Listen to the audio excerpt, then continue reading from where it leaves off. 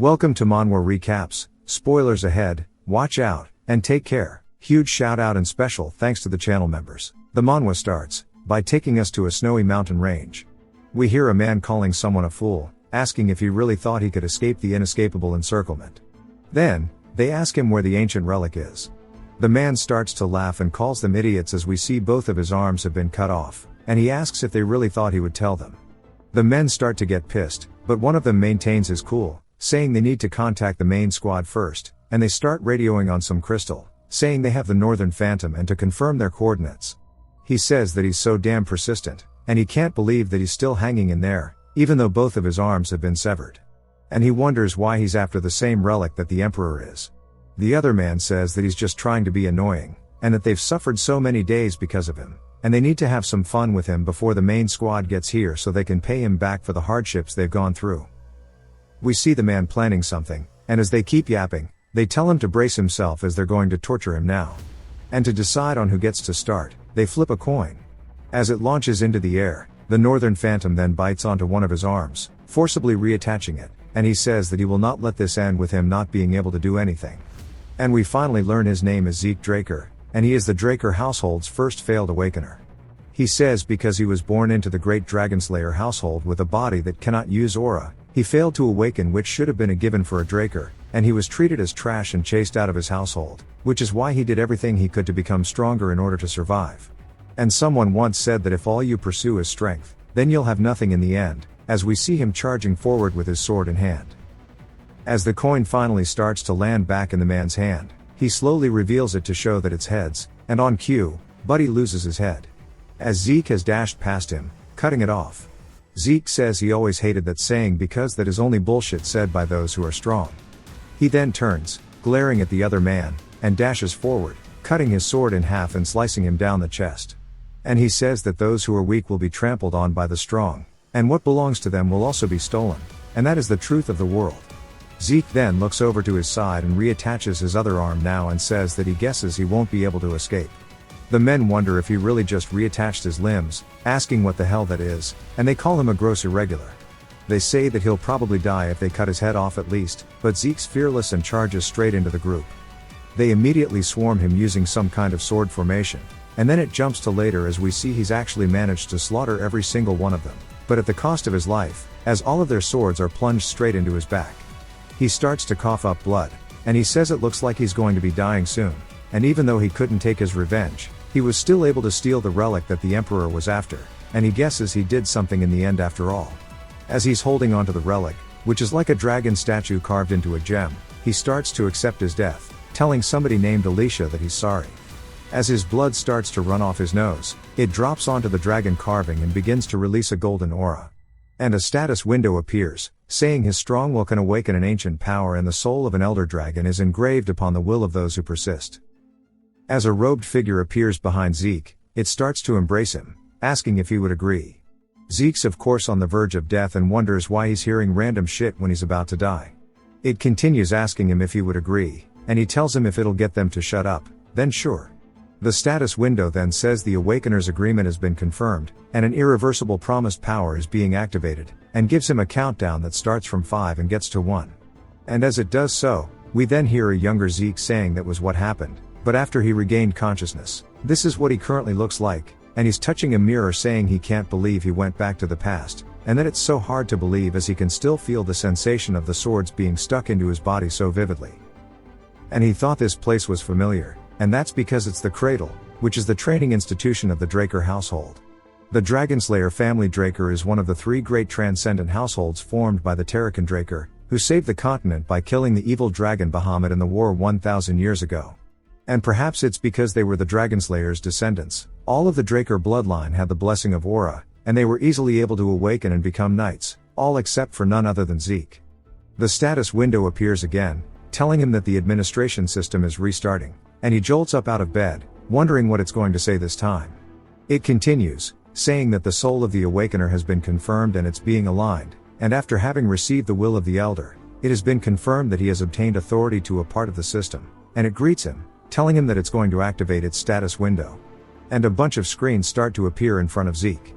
He says there are a lot of magic video-like things, wondering if it's all because of that artifact. We see it's actually a low rank status window, and that his class is healer, which is rare. There's also a draconian skill that he needs 10 points to unlock. Zeke immediately shoves his hand through the screen, and he says that it's just like magic videos and he can navigate through it in a similar manner. As he gets closer, he wonders what it means by class skill, since it's written in the draconic language, which isn't used anymore. And his master told him about this, that people of the ancient world would categorize themselves into classes depending on what they're good at. Each class would train in a specialized technique known as skills, and since his class is healer, he can use a skill for healing. Zeke says after he awakened, they trained him until he almost died. In any case, according to his status window, it means that he's already a healer, and he decides to test it out as we start to see a bright light form in his hand. He says the moment he became a healer in his past life was when he was in his 20s, right after the Ether Hall was unlocked. He then closes his eyes and starts to concentrate as a purple mist envelops him. We see him deep in concentration, and then he opens his eyes saying that he knew it and that his Ether Hall is already unlocked. With this, he now understands even though his trained body no longer exists, he's returned to the past with all of his skills and memories. And compared to who he was before his regression, he's in a much more advantageous position, and in order for him to make use of this, he needs to find out what he has at his disposal. Someone then knocks on the door, asking if they can enter, which startles Zeke, and the voice continues, saying it's useless to act like he's not there. And he starts to wonder how he can even turn the screen off, and he hasn't read it yet. The man then says he's entering, and Zeke yells to wait, but the man does not, and enters, saying that he can't believe he's not prepared yet, asking what he's thinking. And we are introduced to Zeke's exclusive servant named Decker. Zeke asks prepared for what, and he realizes that Decker can't see the status window, saying that's a relief. Decker then starts to send out an ominous aura, asking if he's seriously asking where they are about to go. And Zeke says come to think of it, he was really scared of Decker when he was younger, and while he has the mind of a 32-year-old, he guesses he can't help but feel the fear that's engraved into his body. The status window then says he's activating a class skill called Composed Mind, and his thoughts are immediately cleared, and he says that his nervousness is now gone. The skill does exactly what it sounds like, and it pretty much just refreshes his mental. Some of you need this after some bad ranked games. Zeke says it's convenient that it activates automatically, and Decker says he already told him repeatedly that this is a very important event, asking him if he's even listening. Zeke says of course, as we start to get a flashback of blood on the floor as it's none other than Zeke's. He says that he's talking about the evaluation test called the Pancration. Zeke explains that all Drakers go through a training system called the Cradle, starting when they are 7 years old, and for 5 years, they go through strict basic training. The instructors evaluate the incoming students each year through competitions of swordsmanship, as well as combat of Pancration without rules. The opponents are chosen by the instructor, but there are occasions when the students choose whom they fight, given that they both consent. As there are no rules, there are people who come out of the fights with injuries, or even worse, those who don't make it out at all. But, because this competition is what chooses the class the students are placed into within the academy, the children had no choice but to fight with all they had. We hear their instructor telling them that, as they know, today is the day of the Pancration, and he assumes they're all aware that this is the last part of their evaluation. They all shout, "Yes, sir," and he says they all seem to be in high spirits. We are introduced to the head instructor named Panmark. He says, since they seem ready, they're gonna start right away. And again, the students shout, "Yes, sir." Except, some of them are side-eyeing Zeke, saying that he's here again, even though last year he went through such a bad humiliation, and if they were him, they would have run away. They wonder how he's part of the direct bloodline. The entire time, Zeke can just hear all of them. Panmark calls up 2 students named Aaron and Goder to come up, and then we see them squaring off with one another. While he raises his hand to the air, he waves it down, telling them to begin. One of the students takes the initiative, charging in before, throwing a punch towards the other, who is smirking as he immediately counters with a kick to the chin. Zeke yawns, saying that the fight is already over, and that's what happens when you don't get into the proper defense position. Aaron wins the fight, and Zeke says that he thinks he used to be definitely afraid of this when he was a kid, but these guys are nothing. A student on the other side of the bleacher spots Zeke yawning. He starts to laugh while cracking his knuckles. It's finally Zeke's turn as Panmark asks him and his opponent, Leon, if they are ready. This was the guy eyeballing him. Zeke says that his opponent just had to be Leon, and Leon says that he can't believe he's back here again, and he guesses he didn't get enough of his attention last year. Zeke says he doesn't really care, and he starts to recall the last Pancration when we saw him bleeding, which was none other than because Leon bodied him. Zeke says that he's been his opponent every year, and he's sure he's pulled strings behind the scenes, and he never complained because their household believes that he'd have to overcome dirty tricks in order to become a true Dragonslayer. And he wonders why someone so trashy had to be his cousin. He says in his past life, the 4 siblings of the direct bloodline never had the chance to meet, and there were more than a dozen cousins who were more than willing to bully him. Leon says that he has to give it to him, and it's really brave of him to come out here after what happened last time, or maybe he just didn't learn his lesson because he's so stupid. Zeke's composed mind skill activates, and he says it's been a while since he had to listen to such childish insults, and tells him that he's not going to be nice if he calls him that again. Leon asks what he's going to do, putting his hand on his head, calling him an inferior piece of shit. Immediately, Leon is sent flying from none other than Zeke's punch as he activated a skill called Critical Strike. And it gives him the warning that if he doesn't land the hit, then he can be countered. Leon starts screaming about his face while holding onto it, while Zeke looks down at his hand, saying that he only meant to knock him out, but the skill got activated when he punched like usual, as we see his ether hull enveloping his hand. Panmark immediately asks him what he's doing, saying that he attacked before he announced the start. Zeke sighs, asking who's going to wait for that on the battlefield, and the ones to hit first have the advantage, while smiling menacingly. Panmark immediately gets cold sweats, wondering what kind of bloodlust that is. Leon tells him that he's fine. But Panmark doesn't really know if that's the case, because when he looks down, Leon's pooling blood onto the floor. He tells him to continue with the fight, as he's going to make sure that Trash knows his place. And we see him bleeding out of the nose. What a crybaby. Zeke says that he thinks he's the one that's too stupid to learn his lesson, and Panmark tells him to get ready, and then waves his hand, telling him to begin.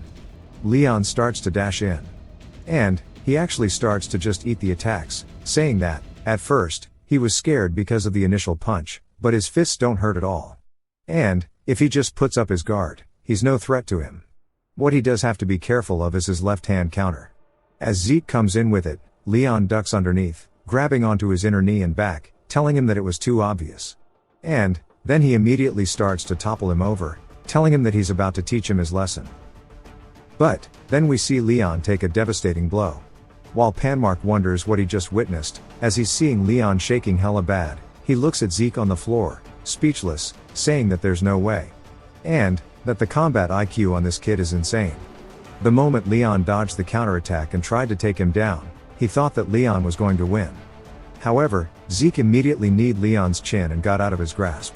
That's on Leon for letting his guard down, thinking that he had him. But Zeke maintaining his composure is crazy. He wonders if this is really the same Zeke Draker that everybody else knows.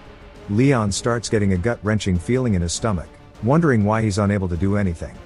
He says he needs to create distance before he can even backpedal. Zeke comes in with a thigh kick. As Leon starts to lose his balance, he wonders how he's so strong when his frame is so small. But he manages to stomp his foot, keeping himself upright, and starts to come in with a punch. Meanwhile, Zeke's just happy he was able to control his strength that time, and another skill activates called Heightened Senses, which does exactly what it sounds like. And as Leon's punch comes close, Zeke starts to see it in slow motion and dodges it.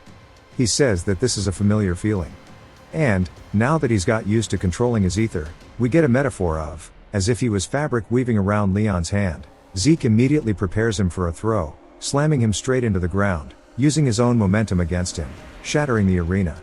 Panmark and the other students are all standing in disbelief, wondering what the hell that was. But Zeke continues by using another skill called Precise Stab, elbowing Leon in the chest. We see it crack his sternum as the skill stabs the weak point of the enemy for critical damage. Zeke then raises his hand, saying that even an idiot like him needs to learn his lesson, as he starts to imbue aura into it. Leon faintly gets the word stop out, but Zeke doesn't as he hits him in the face over and over and over as everybody watches in complete fear. Until he stands up with blood all over his hands, and Leon. He tells them that this is the consequence of fucking around and finding out. Then he says his head feels a lot better now that he's sweated a bit, and he can recognize some of the people here. He tells them to stop just staring, and to come down here if they have something to say to him. One of the students starts to laugh while standing up, saying he chooses Zeke as his opponent because he's got something to say. Zeke recognizes him as Jaqen Verdek, another one of his cousins. Zeke tells him that's fine, but he alone is too boring, and he calls out to Jaqen's servant named Liam Stone, telling him to join him as well, as he thinks that'll make it a fair fight. Jackin asks if he just insulted him, and Leon's eyes start to sparkle up, and he says, "Of course, dumbass." Jackin starts to get pissed at the insult, and we see him and Liam on the stage as Panmark orders Zeke not to do anything before he gives the go. But Zeke's smiling, saying it's interesting to see him again, and in the future Liam is actually called the Mercenary King. Even in his past life as Jackin's servant, he joined the cradle in the academy, but because he was a distant relative, he was left behind in education, and he begged to join the higher education of the Valhalla Academy, but eventually ended up joining the Knight Order of a small nation called Buraninon. But once Buraninon fell, he ended up becoming a mercenary, but in chaotic times people flocked to the strong. With his long tenure as a mercenary, he became a Red Knight and started his own Stone Mercenaries. He united the 3 largest mercenary groups and was soon called the Mercenary King. As the Empire hired the Stone Mercenaries, Liam entered the Continental Wars, and Zeke along with the Northerners faced Liam as a foe, though it's going to be much different this time. As soon as Panmark says start, Jackin tries a surprise attack, which seems very powerful, but he's surprised as Zeke says he told him a minute ago to come at him together as he's caught his fist. Jackin asks if he really thinks he'll just play along with his cheap tricks. With an overhead kick, he immediately feels pain in his legs and creates a little bit of distance. We see Zeke block through his elbow and he says he should have looked properly before kicking. Jackin can't help but look down at his leg, and Zeke runs forward saying he can't believe he's looking away again in a fight. He then imbues his fist with aura and Jackin puts his hands up to block it. Zeke mocks him saying he seems a little too scared as he then goes for a low kick where he injured him earlier saying he couldn't even predict that feint. This is why he told him to come together and immediately after he kicks, he returns to the outside hitting Jackin with a punch, which causes him to spit up blood. As he starts to fall over, Zeke tells him he's not enough. Jackin then calls out for Liam, telling him to kill this asshole. We see him across the arena while Jackin squirms on the floor. Liam then starts to take his hands out of his pockets and Zeke asks how the hell this is a 12-year-old when he's built like that. The most annoying thing about this fight is going to be his reach. He won't be able to do anything if he lets him attack first.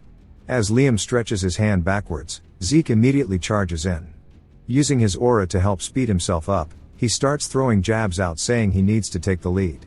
We see them moving all over the arena as he's using a skill called Slash, which launches a barrage of attacks at the enemy, interfering with their sight. The other students are still in disbelief at Zeke's performance, saying this is insane. Even Panmark is surprised, saying it's only a given that they'd act like this, as they've never seen anything like it before. Northern fist fighting technique in the Midlands where swords dominated. He wonders how Zeke knows it. Meanwhile Zeke's having throbbing pains all over his body and he says he can't believe how trash of a shape his body is in, and he's getting winded just from this. But that aside, Liam's monstrous physique is another problem, as he hasn't even bothered counterattacking or dodging and he's just tanking them all. But he remembers him being much more aggressive when he was the Mercenary King. Zeke's hands start to bleed and he says his body is reaching his limits. And now that he understands Liam's strength, he'll take him down through his guard as he starts to charge up a powerful attack. Liam, still being cautious, watches between his block as Zeke dashes forward with the punch that he's charged up, and before it even comes into contact with him, we see it generate a shockwave. But because Liam was following it, he easily ducks beside it, pushing Zeke's hand to the side as we see 3 rings shoot out from the attack. Zeke's surprised that he dodged it, saying that he shouldn't even be able to see ether with his eyes, and that everybody here has some insane sixth sense. Liam then grabs onto his arm and his waist. While spinning, he screams going to throw Zeke, but instead feels a sharp pain in the back of his head as Zeke has took the chance to knee him straight in the back of his skull. He then grabs onto Liam's arm and while his heightened senses are activated, Zeke starts to come in slow motion with a flying armbar into a transition towards some kind of triangle choke, but due to the size difference, Liam is still standing. Liam starts to cough and Zeke says no matter how strong he is, he can't do much without oxygen in his brain. Zeke immediately feels a sharp pain as he starts to spit up blood as Liam is ripping into the side of him with blow after blow. Zeke says if he wants to struggle, he's more than down to do it, as we see both of their eyes are full of determination. Zeke tightens the grip on Liam's throat while Liam continuously wails on him over and over and we see both of them not wanting to give up and submit to the other one. Some of the students are afraid of the fight while one of them seems to enjoy it and Panmark is also too entranced to turn away. Eventually Liam's hands go limp as he lets go of Zeke. We see he's passed out and Zeke has a lot of blood on the side of his stomach from where Liam was beating him. We hear the female student who was enjoying the fight saying she expected at least this much from him and that it'll be worth taking him down. There's no way they let him fight after that brutal match. Some time later, we hear Decker saying that he heard Zeke was injured, asking if he's okay. Zeke says yes, and Decker asks if it's not too much, if he could check his pulse. Zeke realizes that he just wants to see if he's awakened his aura, and sighs, telling him to wait a bit. He then sticks his hand out, and Decker thanks him, as he starts to feel a blue aura course through his veins. He's surprised, asking if Decker is a blue knight. As we see him checking for aura himself, Zeke explains when you're usually checking someone who has awakened, you usually just look at their dantian, but he's really being thorough with it, and viewing someone else with aura is difficult enough on its own. If he is able to control it so precisely like this, he has to be a blue knight. And he explains that not all knights are the same. They are classified in accordance to their martial prowess and aura manipulation proficiency. White swordsman is the novice level, and most children before the blessing rite are at this level. Yellow swordsman is if your level has awakened aura and opened your dantian. He explains that all trainees of the cradle become yellow swordsmen after the blessing rite, and once you have freely learned to control aura, you are in the title of knight. Purple knight is a level at which you can reinforce your sword with aura. Blue knight is the level for when you can manifest an aura blade, and the realm of those who have transcended the limits, the realm that the mercenary king Liam, and he had also reached before his regression as red knight. There's also the black knight, but there are only a very few of those monsters in the entire continent. Then he wonders how someone skilled enough to be a commander is acting as his babysitter. But he says it doesn't matter, because he won't be able to detect his ether, as that's something only 2 people in the entire world can use. Deckard then lets go of him, asking if perhaps he is hiding something from him, and Zeke asks if he's hiding something from him, since he's suspicious. Deckard didn't expect the Uno reverse, and Zeke just tells him that he's joking. Deckard goes all out, asking why he changed so suddenly. Zeke says that his question is wrong, and he should be asking why he has only changed now, and that many more things will change from now on, as they're just going into their natural places, so all he has to do is follow him. Deckard bows, saying that he understands, and tells him that he has repaired the training room he asked for earlier. Zeke says that he likes that he's fast, and waves him off, saying that he should take the time to rest. Zeke thinks that if he was ordered to keep an eye on him, he better keep him close, so that he can get information out of him instead. The problem then would be who ordered him to keep an eye on him, and he doesn't assume it's someone from his mother's side, so it must be one of his siblings. He finally makes it to the training room, and he looks around, saying that the household really lives up to its name, as it's pretty big. And he decides to check the system. As he opens it, something catches his eye, as his slash is now proficient, wondering if it wound up because he used it. He says the skill was naturally activated based on his actions, wondering if that means he had it before then, and if he learned something new, will it also be added as a skill? Then he wonders what the difference between a skill and a class skill is, since they get activated very similarly. And the draconian skill seems suspicious, as he doesn't know what it means by points. He decides to click on the karma points, and it explains that you can earn them by killing monsters. He says there are a bunch of those in dungeons, but he needs to at least be a purple knight to get in there. Plus, he is more curious as to why he regressed to the past, and what this system is. The skill and class thing tell him that it's related to that ancient relic, but he has too little information to go on. Then he decides that thinking about it too much is not going to help, as he struggles to pick up a sword. He says he'll use it as long as it lets him get stronger. He doesn't care if it's the system he's abusing, or if he's abusing another Draker. He says there are 2 known powers in the world, the aura of the knights and the mana of the mages. Knights reinforce their aura in the dungeons, and mages handle their mana through circles. The 2 powers are on opposite ends of the spectrum, so if you have awakened one, you cannot awaken the other. However, he was fortunate enough to be unable to awaken either a dantian or a circle, and he was abandoned by his household and met his master during his vagabond days. His master taught him a lot of things, but the most useful thing he was taught was the healing in Ether Hall. Through the Ether Hall, which his master developed, he was able to handle the energy of nature, and only he and his master are the only ether users in the entirety of the world, as we see him giving his all, practicing his swing. After a couple hours, his hands are now bleeding, and he says that he feels like he's about to collapse, and that it should be okay to stop here. But then his class skill healing activates, and another one called Vigor Recovery, as his entire body starts to repair itself from the training he just did. He explains that healing is a very rare skill that he did not even know existed until before he met his master. If he were to use it in front of other people, they would treat him as an irregular, which is why he was unable to use it during his fight against Liam. He had to hurry to heal himself as soon as he got back to his room, and now that he's recovered, He'll continue training again. This is why healing is op, train heal repeat. It then starts to get dark out, and we see him sighing, saying that it's already dinner time. He wonders what he's meant to say to Decker, as he has left marks all over the training area, and then jumps to a whole week later at the Cradle cafeteria. Some of the people are gossiping about Zeke and how he's changed so much, and they suggest that he might have learned black magic, while other students are saying they hope he keeps humbling the people at the top. Inside of a different room in the cafeteria, we see a whole noble feast laid out, as somebody is going to town on the food, and they're getting to eat steak while the rest were eating much less luxurious meals. It was his cousin who was staring at him in his fight with Liam, Reyna Turin. We see there's actually even more people there, and one of the students says that they might not have an appetite, but they better eat up, as he needs the energy for the swordsmanship duel. This kid's name is Owen, and we see he's talking to none other than Leon, who asks if he's trying to piss him off. Owen says that he was just being nice, but he guesses his inferiority complex is just that bad. Leon stands up pissed, smacking the table, causing Reyna to drop her steak, and then she glares at him for interrupting her meal.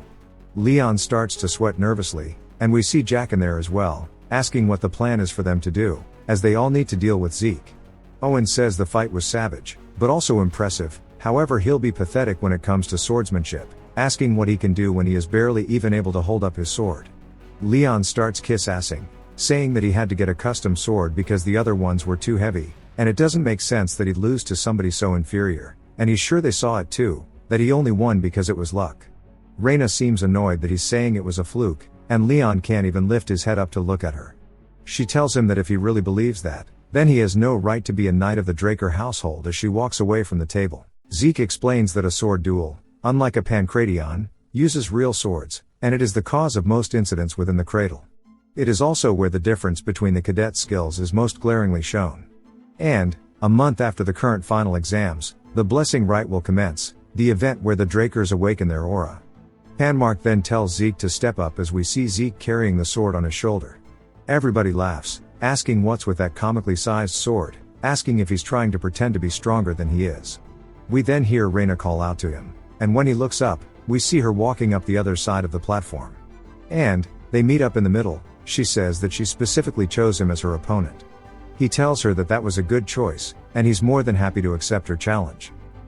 She says that he's lifting his claymore so easily, and now that she's facing him, she can tell that this isn't the Zeke she knew, the one who could barely hold a sword. She wonders if it's because he grew larger, saying his aura seems intimidating, but she immediately tells herself to snap out of it, as she can't have that happen before the duel begins. As she challenged him full of confidence, Zeke says just like how he's always done, he'll try his best, but a duel against the Lightning Knight is quite nerve-wracking. He explains that Reyna, also known as the Lightning Knight, was one of the knights who made a name for herself during the Continental Wars. She was also noted to be one of the greatest of the next generation of Drakers. She was the one who awakened her aura even before she went through the Blessing Rite, and she must have awakened it a few years ago. But, she hasn't used it yet in Cradle, saying she wants to improve her fundamentals. Panmark then tells them to get ready as he waves his hand down, signaling the start of the duel. Reyna immediately comes in with a thrust. But, because it gets parried, she quickly goes to the outside of Zeke, charging back in now that she's got the upper hand. She thrusts forward again. This time Zeke can't parry it and instead has to block it with his sword, which sends him flying across the arena. He manages to halt his momentum by leaning forward, but still, now there's quite a distance between them, and he realizes that she is better than he expected. But, it's still not enough. Reyna comes in, and everybody starts yelling, saying she has to stop toying with him. Jaqen asks if that dude is an idiot, asking if he really thinks Reyna is toying with him. Now that Zeke understands her style, we see him deflecting her sword again. Reyna says while narrow, she can sense gaps. However, no matter how quickly she moves, Zeke's sword meets hers as if he's applauding her for the attempt. Right after, another gap opens, and it's almost as if he is training her in the middle of their duel, trying to teach her how to optimize her swordsmanship. They clash again, creating sparks, and this time Reyna decides to distance herself from him as we see she's gassed out. Zeke sighs, saying that this is how the Lightning Knight fought back when she was in Cradle, and her sword is honest, but it's expected from someone who is obsessed with the fundamentals. But, that is what's holding her back, and he decides that he's going to try to help her break out of her shell as he gets into a low stance. She wonders what he's about to do, saying that the only action he has from that is to close the gap. Her speed is nothing to laugh at, as she tells Zeke to do his best. But, he's already closed the gap while she was internally monologuing, and he comes for a downward strike, which causes her to step to the side. She says as long as there's distance between them, reacting to his movements is possible. Zeke then starts to dig into the arena, and he swipes forward, causing Reina to backpedal and avoid it. That's just as he expected because this is part of his plan, as the debris from the arena hits her straight in the face, catching her off guard. When she then looks forward once more, she sees Zeke's already closed the gap, and he starts swinging straight towards her throat. Reina thinks that she's finished, but we see Zeke's sword is the one flying through the air instead. As we saw, some kind of blue aura activated as Zeke's sword lands far behind him. Everybody says that they expected as much from Reina, and she didn't even have to use her aura. But, Panmark is having a different reaction, and he says the cadets were too slow to notice, but right as Zeke's attack closed in on her, she used the faintest amount of aura, and it was an amount that was barely noticeable.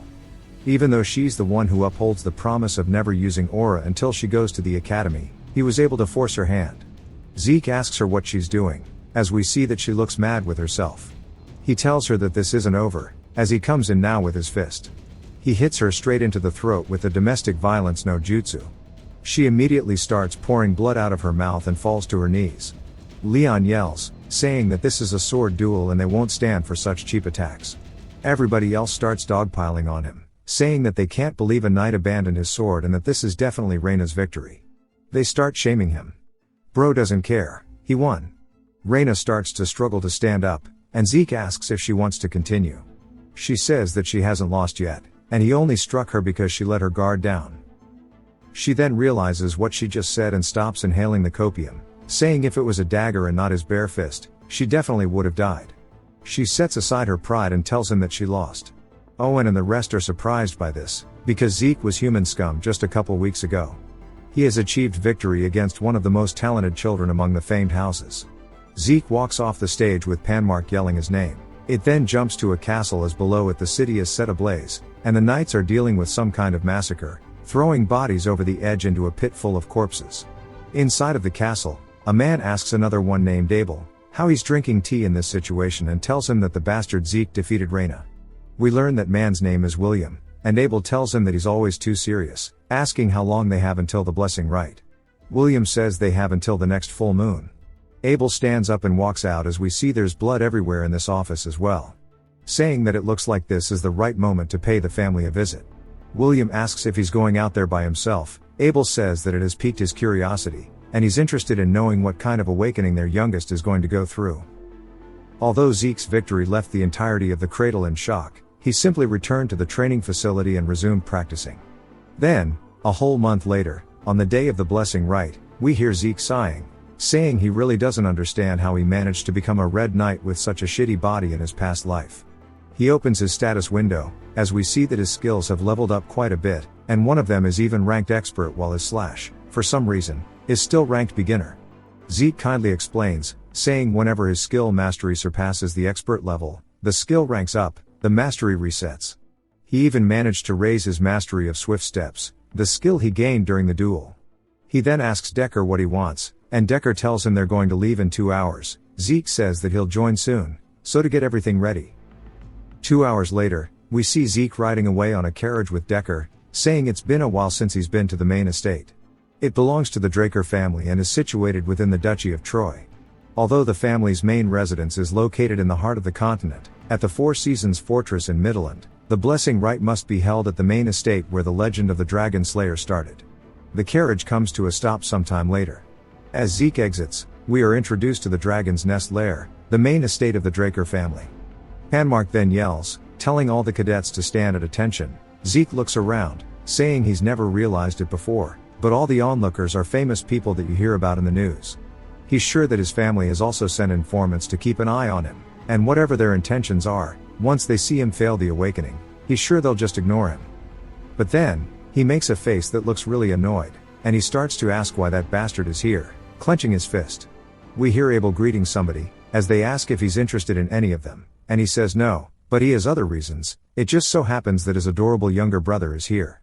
And this is the second son of the Draker family, the Lion's Blade, Abel Draker. He makes eye contact with Zeke, who says that even though he has the nickname of the Lion's Blade, it's much more fitting to call him the Butchering Knight.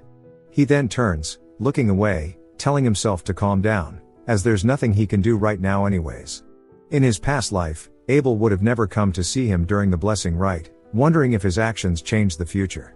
We see his hands full of scars now, showing his hard work, and he says if that's the case, this might be a good chance. Panmark then says they're going to begin with the blessing rite and calls Aaron to come out first. We see Aaron roll back his sleeve as he dips his hand into the water towards a spike. Blood begins to pour out as a blue aura starts to leave the fountain, even enveloping the knight statue beside him, and Aaron looks a little scared by it as he starts to feel the aura pouring down into his dantian, expanding it, creating a vortex that swirls, causing it to flow throughout his body. Zeke says through the blessing rite, every member of the Draker bloodline awakens their sealed aura when it's time for them to graduate from the cradle at the age of 12. Compared to the ordinary knights who awaken after the age of 20, it is incredibly fast. Buddy Def picked up Hep B from that needle. Panmark calls up the next student, and Zeke says among them there are a few rare cases where, along with their aura, they'll awaken a trait of the Dragonslayer known as mana inhibition. On cue, the lights all flicker out, and everybody wonders what's going on as they start to change to a reddish color. The onlookers are pleasantly surprised. Zeke says that whoever has this will become as strong as a yellow knight, though some have even rivaled red and black, and they undergo pure blood awakening. We see it's none other than Reyna who caused this phenomenon. Panmark tells somebody to bring him the gloves, and Zeke explains that because of mana inhibition, everybody who has it requires special gloves from their family, or else they can't live a normal life. When one is able to prove that they are a pure blood descendant, they are conferred the Draker name, and along with that, you'll be provided with the unimaginable support of the family. They keep going through the list. Finally, the spectators say that it looks like they have the main dish now, and they wonder what kind of awakening he'll go through, saying it's going to be another pure blood awakening since he beat Reyna. Zeke stands in front of the chalice, saying he never thought he'd be here again, and the last time it happened, it was horrible. Although the blessing rite was the only thing that pushed him to get through the cradle, he was unable to awaken and felt the mocking gaze of everybody around. But this time is different. Not only can he heal, but he can manipulate ether. On top of that, he didn't give up and surrender but stood up for himself with his own will. That's why he tells the chalice to take care of him this time, as he shoves his hand into the water, causing blood to spill out. The statue then begins to move a little bit, and Zeke looks surprised, but immediately its actions halt. Everybody wonders what happens, saying this has never occurred before. Even Abel's watching, but we see Zeke is pissed, but he says he knew it, nothing would have changed, it's all thanks to Abel that he became too confident. Everybody starts gossiping, asking if it's possible that he failed his awakening. It looks like the blood of the family head wasn't enough for the cursed blood. They wonder how he beat Reyna, saying it must have been a trick. And Zeke says that these people never change, but it doesn't matter, there are plenty of ways to get stronger other than awakenings. The status window then apologizes to him, saying due to an error processing, a message got delayed. He wonders what it means, as it says that it found necessary information has been found missing from the identification terminal and class information has to be updated using the system's authority. Zeke wonders what it means. It tells him that now that the information update is complete, the terminal has identified his talent as healer and has confirmed that his class is now unlocked. Zeke says no way as he turns around. The red lights that we saw from Reyna now appear from the statue, and they say that it's a pure-blooded awakening, but he's starting off as red rather than blue like everybody else. But from Zeke's perspective, we see a yellowish hue as the status window says the terminal has made a connection, and the ancient dragon's blessing has been activated, as there is now a golden aura emanating from the statue's sword. Abel's face doesn't even make a reaction. The status window continues, saying that the talent of the fighter's blood has been awakened, and now they have been combined to create a new class which is unique, called the Immortal. Zeke wonders what the hell this means. They start to wonder what the golden light is, asking if it's even a pure-blooded awakening anymore. But since there was also red, it means that it must be. Zeke says of course they'll have doubts, but it'll work against him if he says something here. The spectators start to say that the mana lamps are fine, so maybe the sword statue is broken. As there was no mana inhibition, it can't be a pure-blooded awakening. Abel then starts to clap, asking why they are all so serious, as they have gotten 2 pure-blooded awakenings in one batch, and that this is something to celebrate. They all look fearful and immediately say that's right, and start clapping along with him, saying that it's such a blessing. Abel shouts, asking Panmark what he's doing, telling him to get a glove for the newest member. Panmark says yes sir, and as soon as they give it to Zeke, he says that they're actually quite heavy. As he walks away, Abel watches him and smiles. Zeke says his intentions are obvious, but taking his help is something he doesn't want to do. Now the whole situation feels like shit. Panmark says that this is now the end of the blessing rite, so they'll have a celebratory party. Everybody here is invited in to enjoy it. Zeke walks off, saying that he's just going to go find the training room. Abel calls out to him, which surprises him.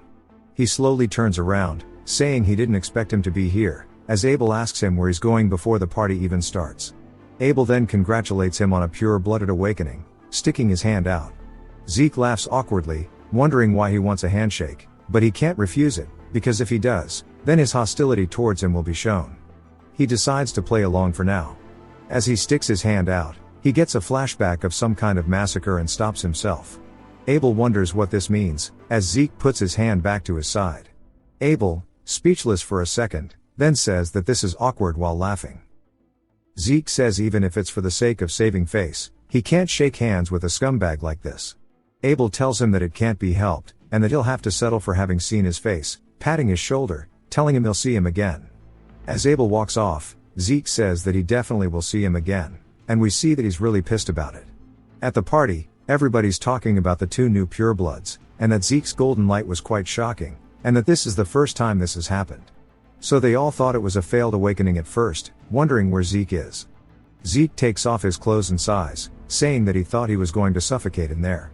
That aside, he wonders how he's completely fine in this situation, as all pure blood awakenings have the ability of mana inhibition, which we talked about before. The ability that proves you're in the opposition to the dragons, the source of mana. However, because most machines use mana as their fuel, a pure blood requires the use of the house's gloves. If he was a pure blood, then there should have been problems the moment he took the gloves off. He opens his status window to look at it, as we see his classes in there, and he also has 100 karma points. He says that something has changed, as one of the skills is mana reflection rather than mana inhibition. He decides to sit down and read it properly, as the skill creates a distortion field to nullify nearby mana. He says that this must mean the lamps were okay because it is not a passive skill, and that he was a rare healer before the rite, but now he is a unique immortal. He starts to think about it, saying all the graduates had regular awakenings with blue aura, and as only Reina had a pure-blooded awakening to begin with, and his was red off rip that turned into gold. The system said that it lost critical information by the classification terminal, wondering if it meant the bronze statue.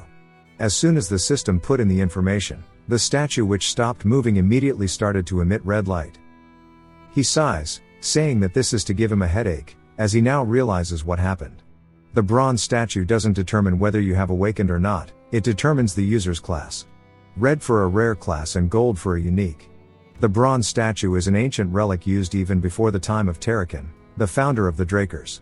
The concept of class doesn't exist nowadays, so it was only used to check if one had awakened or not, and they have mislabeled the red light, shown as a sign of a rare class, to that of a pure-blooded awakening. He sighs, saying he can't believe the family heads have never realized this, but then he remembers he has karma points, wondering if it was a gift from the ritual. He decides to use it, buying the Draconian skill shop. As it takes 10 points away, he now can view all of the Draconian skills and choose which one to buy. We see there are some called Dragon Eyes, Might of the Dragon, also Devour, which all do dragon-like things. Dragon Eyes allows the user to view detailed information of an individual, Might of the Dragon makes those around him surrender to aura, and Devour just lets him be a pig. He says he's going to get Dragon Eyes and Might of the Dragon, but he wonders why Devour costs so many points. He says he better get something that's obviously good rather than take a shot in the dark, so he gets both of those said skills. He says Might of the Dragon is probably too dangerous to use here, so instead he uses Dragon Eyes, as we see his eyes turn into that of a dragon, releasing a golden aura. He looks around, saying he expected more as it said there was detailed information, but nothing's changed. As soon as he opens his window, he starts to laugh, saying this doesn't even make sense as the statue in the center of the garden looks like it's right in front of him. Even though it's so far away, he says this could be really useful. A status window then appears, which surprises him as it asks if he wants detailed information about the object.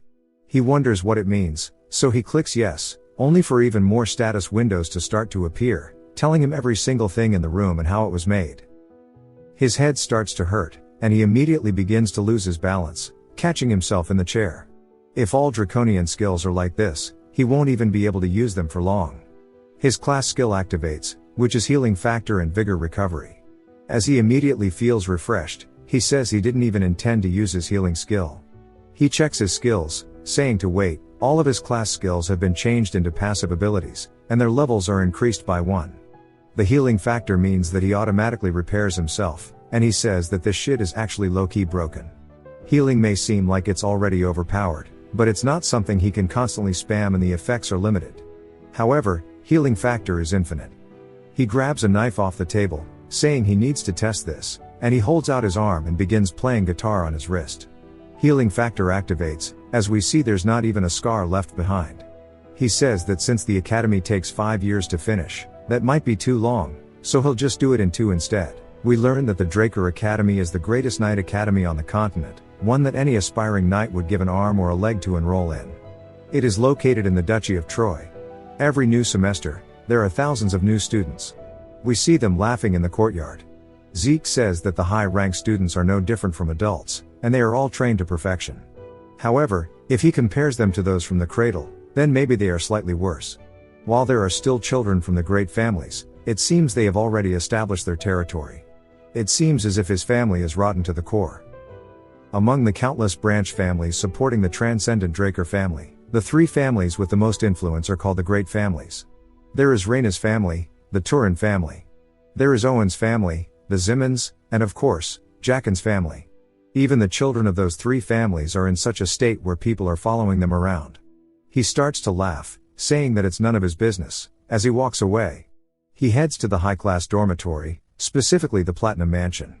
He says it sure is nice to be a purebred. The Platinum Mansion is a dormitory furnished with a training hall, a library, and various kinds of facilities. It is only open to the highest-ranked students, and even those from the cradle cannot enter it so easily. As for pure-blooded awakeners, they are given the special privilege of a floor master, an entire floor known as the Platinum Floor. One of the maids welcomes Zeke on his entrance, saying they'll escort him to his assigned floor. As we see, there is actually a whole staff of maids and butlers. Zeke sighs, saying that this is a bit too much, even if he is pure-blooded. One of the butlers tells him that Decker is waiting for him in his room. Zeke asks what he wants, and Decker says that he's come to deliver something. Zeke notices a box on the table and immediately puts them on, saying it is different from the other tempering gloves that he had before, and Decker says it's a relief he likes them. Zeke says that since he's got new gloves, he would like to get a new sword too, asking Decker what he thinks.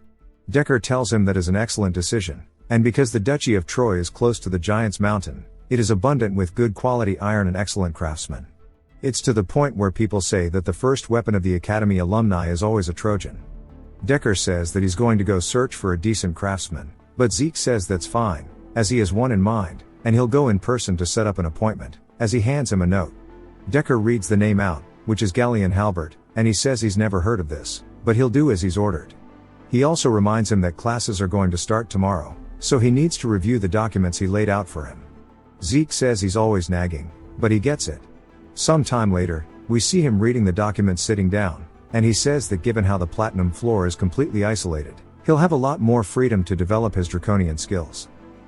Then there's a knock on the door, and he tells them to enter, and a woman apologizes and tells him that Floor Master Reina has sent a dinner invitation.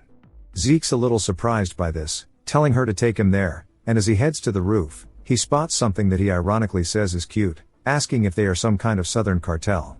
With a bunch of dudes surrounding Reina, she welcomes Zeke. She says that her family's people are rather peculiar, and she apologizes and sends them away.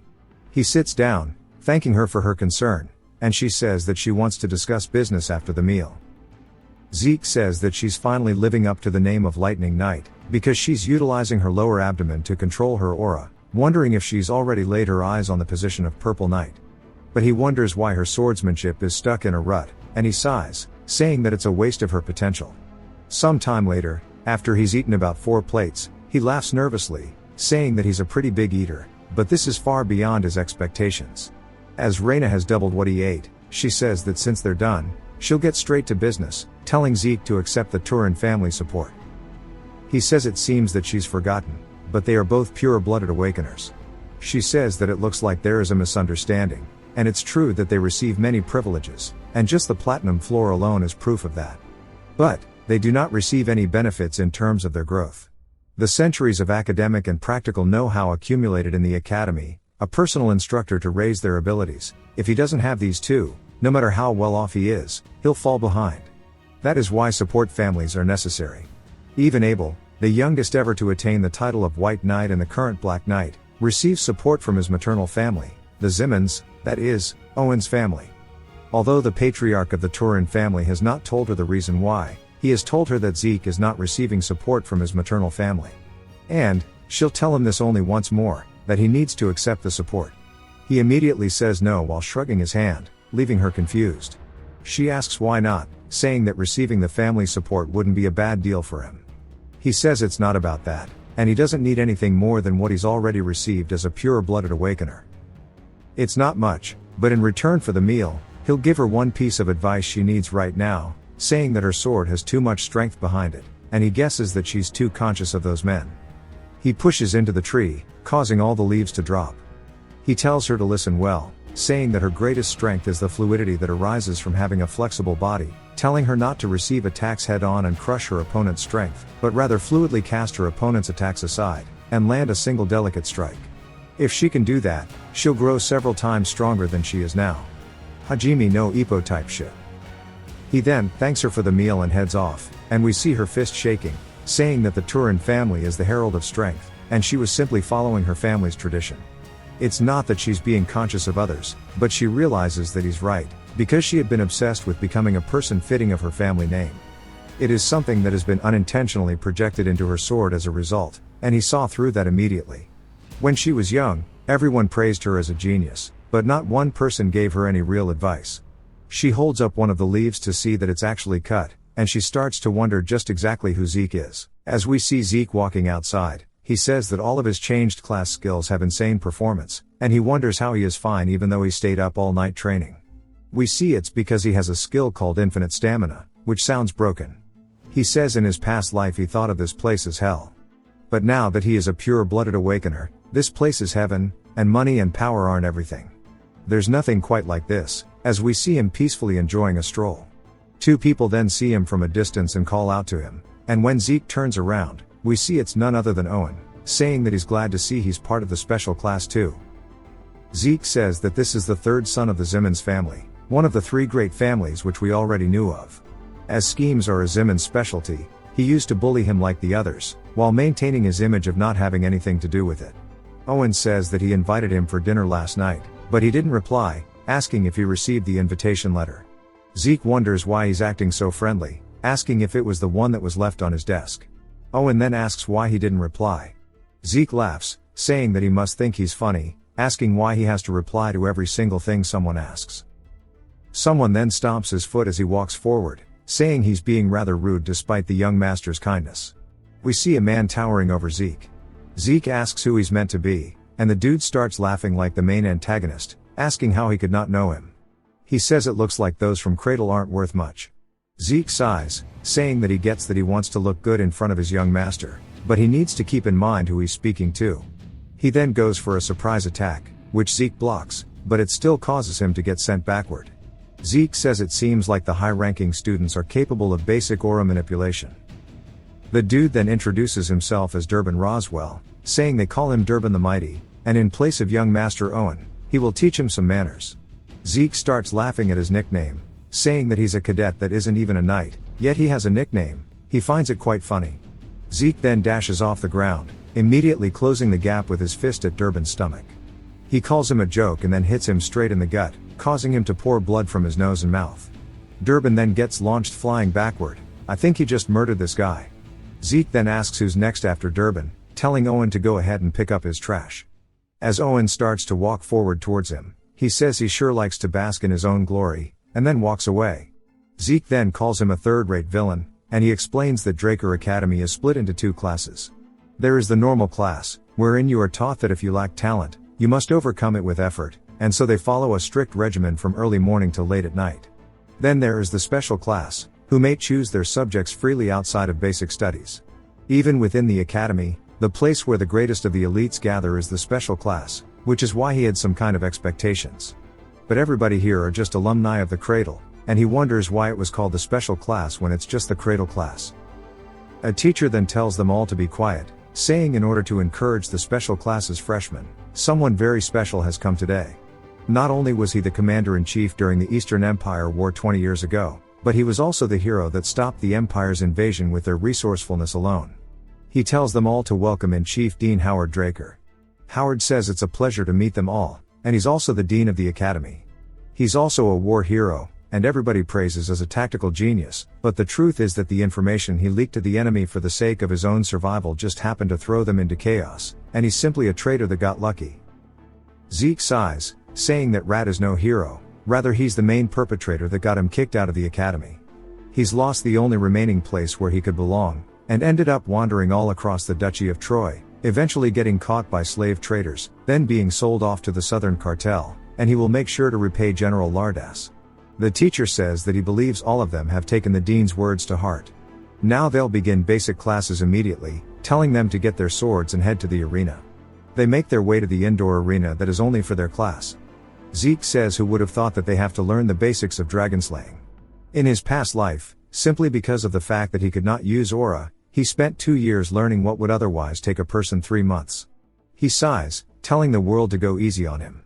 A man then welcomes all the cadets, introducing himself as Andre Draker, saying he's going to be teaching them the dragonslaying basics. Some of the cadets start asking who he is, saying he's so young yet he's wearing the formal Draker uniform, but Zeke recognizes him, saying that despite not being a pure-blooded awakener, he graduated early from the academy, and then graduated from Valhalla as a valedictorian. He's a once-in-a-century genius that was awarded the Draker name, despite not being of the lineage. Even the special classes teachers sure are on a different level. He's also very famous for being very inflexible. Andre then tells everybody to be quiet while releasing bloodlust, saying that if they're done yapping, he's going to begin the class, telling them to draw their blades. As they start to do it, he spots something, asking Zeke what's with his comically large sword. Zeke whips it out, even doing some tricks with it, saying that as he can see, this is the sword he'll be using. Andre looks pissed, telling him to step into the arena. He asks if he's not aware of the fact that he must pick a sword that suits his body. Zeke sighs, saying he knew this was going to happen, but he wanted to make sure he stood out when drawing his sword. Zeke then taunts Andre, telling him he's sure he can beat him with the sword. Zeke says it's just going to be faster to show him his skills, but Andre is pissed. He starts to release bloodlust, but due to Zeke's class skill, his mental is unbreakable. Andre goes to draw his blade, telling him that he understands that he wishes to learn with his body. Zeke says that he's glad he bit the bait, and Andre says that if his blade so much as touches his body, he'll be exempt from not just the punishment for his rudeness. As we see him with a rose aura on his blade, which suits his nickname. He tells him that he will also be exempt from the dragon slaying basics class. Andre then tells him that he doesn't plan on using aura against the cadets, but Zeke's just happy that he's getting a class exemption, saying that he can beat Andre since he knows his weakness. But considering Abel's keeping an eye on him, it'd be dangerous for him to garner attention like he did back at the cradle, so he'll just graze his clothes and lose. He starts to ready his blade, telling Andre that he's ready, while dashing forward. He slices towards Andre's neck in a blink. Andre deflects it, and Zeke says as expected of a blue knight, this isn't going to be easy. We see sparks flying as Zeke's bouncing around, but this isn't the technique he used against Reyna. While Andre hasn't moved a single step, the cadets say that an official knight sure is on a whole different level, as Zeke hasn't even managed to graze his clothes for the last 30 minutes. Zeke then distances himself from Andre, whose hand is starting to shake, and he asks what the deal is with his ridiculous stamina, saying even if he is suppressing his aura, to think that he's losing to a cadet. He says the existence of pure bloods truly is unfair. Zeke says that his stamina is just as bad as always, and him suppressing his own mana isn't helping. The Draker's aura cultivation method is known for its peculiarity. You must activate your aura during training, during your daily basic task, pretty much every second of every day, maintaining it as if you were breathing. In other words, for Andre, he's basically holding his breath. Unique total swordsmanship depletes his stamina even further. As we see him send Zeke flying backward, Zeke says that losing like this doesn't feel quite right. As there's no helping it now, he has to force him to use aura, as he comes in with an overhead swing which Andre blocks. Zeke says that creating situations that can be easily handled is useless. He needs something that'll make him subconsciously use aura. In other words, an extreme situation to drive that out of him. As he flips through the air, he lands back on his feet, only to dash off the floor directly towards Andre. And Andre's surprised as he recognizes it as swift steps, saying there's no way it's this fast from a cadet, as Zeke bounces around the room like Bellamy from One Piece. Zeke then activates critical strikes right above Andre's head, while Andre's still just wondering how a cadet knows swift steps. He then turns, meeting Zeke's gaze, only to feel that he's about to be injured. We see blue aura envelop his feet as he backpedals from the attack, raising his sword up into the air. As he's preparing for a counterattack, he uses the dragon-slaying arts, specifically the first chapter, Sky Slice. As aura starts to wrap and envelop his blade, he swings down towards Zeke, who smiles while putting his sword up, blocking the attack, which sends him flying away. That attack was clean. Owen and his gang are smiling, while Reina looks worried. Zeke's sword now has a giant dent in it, almost on the verge of breaking, and he says that shit really hurt, as his healing factor starts activating. He then says that now he can collapse as he lets go of his sword. Andre now, realizing what he has done, sheaths his blade and starts to walk away, telling them that this cadet no longer needs to attend class, as he's frustrated at himself for doing this to a cadet. He asks if there's anyone else who wishes to be exempt, but nobody speaks up, and he starts to release even more bloodlust, saying that he'll take that as a no. He tells them to then lift their swords, as they're going to start from the beginning. Zeke then wakes up in the hospital, saying that it was an Oscar-winning performance. While he didn't graze his clothes, he got Andre to use the aura that he said he wouldn't use. Andre got disciplined, and he obtained free time, so it's a win-win. He says that Andre's Sky Slice attack was the most basic move of the dragon-slaying arts. However, because it came from a Blue Knight, its force was nothing short of incredible, but regardless he can still beat a Blue Knight, considering his limitless stamina and healing. But this isn't enough to live freely. In order not to be restricted, he needs unrestrainable power, the power that won't let him submit to anyone. As he starts to explain it, a drunkard appears beside him, saying that he must be Arthur's youngest son. Zeke's surprised, asking who the hell this hobo is. The dude tells Zeke that his eyes aren't the same as Arthur's, but Zeke just wonders who he is, as he couldn't even smell the beer, even though this dude reeks of it. And he's also calling Arthur an arrogant bastard, so he asks him who he is. The man asks him how he did that earlier, and he starts chugging even more beer, and Zeke asks what he's talking about.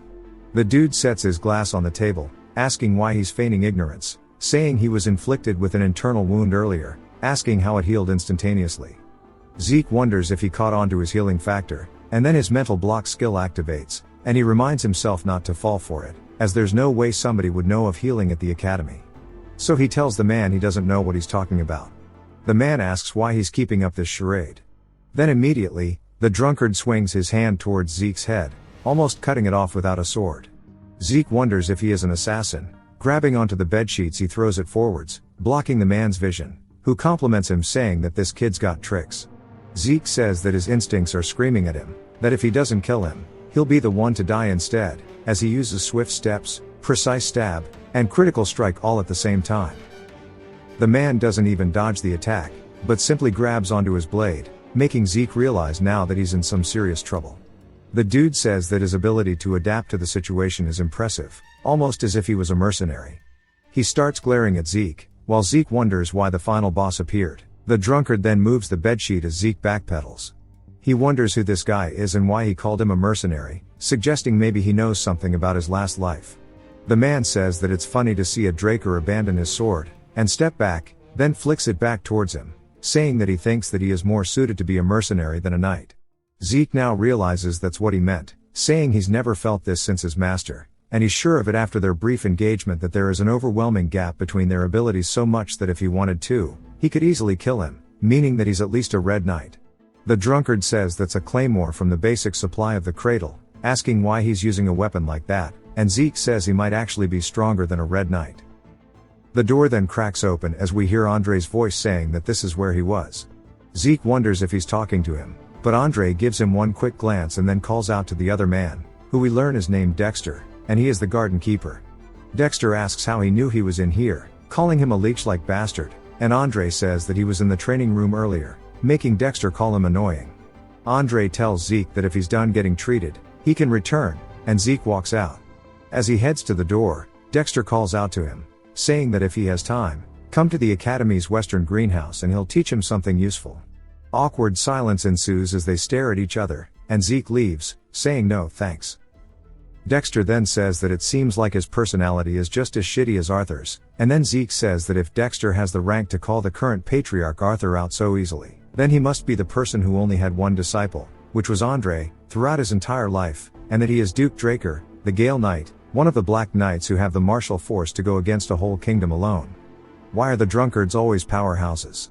Zeke says that he was quite the talk of the town for disappearing one day without a word, but to think he was leading a secluded life at the academy, and perhaps Andre is only here because of him. Some people say that the Duke was a person known for having a very scary tenacity, as there is a rumor that Dexter obtained Black Knight status only because he liked the color black. Dexter is showing a strong interest in him, but receiving light teaching to simply interest him is something that he doesn't want to partake in. If he's going to learn something, it should be at least his secret moves. He wants to make Dexter's interest in him be at its absolute limit. It then jumps to the actual academic side of the school, as the magic theory professor Fanon is asking the students if they know what will happen when he does this on the board.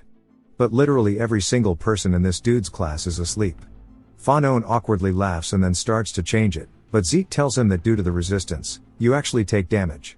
He doesn't understand the mana transfer energy law that Fanon mentioned earlier. Fanon initially is caught off guard, but starts to get hella excited, saying that's his very first time ever getting a question. He starts to explain it all to him, and he and Zeke chat back and forth while the rest take their nap. After the class ends, they wonder why they're learning about magic theory in the first place, and another student makes the same joke I just did, saying that it's nap time. Ha ha ha, Zeke says that was an easy to understand lecture, and he's definitely no ordinary professor. Fanon then tells him to wait, and when Zeke turns, he's gassed out, asking what's wrong.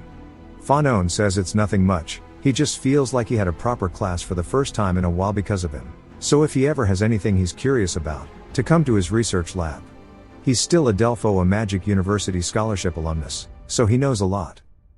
Zeke's surprised, saying he thought he wouldn't be an ordinary mage, but to think he'd be an alum from the Magic University of Delphoa, the nation where magic originated, is pretty cool. He tells Fanon he understands and then leaves, saying there's nothing bad about getting close to a mage. Mages who are good at math are usually flexible thinkers. They're better suited as colleagues than brain-dead knights. He plans to figure out later if Fanon is actually going to be really useful. He then spots something, saying that he's less patient than he thought, as it's only been a week, and Dexter is laying down in front of him. Dexter asks him if he's done, and when Zeke goes to ask what he's doing here, Dexter cuts him off, asking why he never came to the greenhouse, saying he must have understood what he meant when he said he'd teach him some useful things. Zeke tells him that he already said he wasn't interested, causing Dexter to get annoyed, asking why. Zeke says that he can tell he's incredibly talented, but he's busy with individual training right now. Dexter laughs, saying of course he can't slack off when it comes to personal training. He then teleports behind him, asking if that's what he really thought he would say. As soon as Zeke notices, he goes to turn around, but it's too late as he gets hit with the "Does this rag smell funny to you?"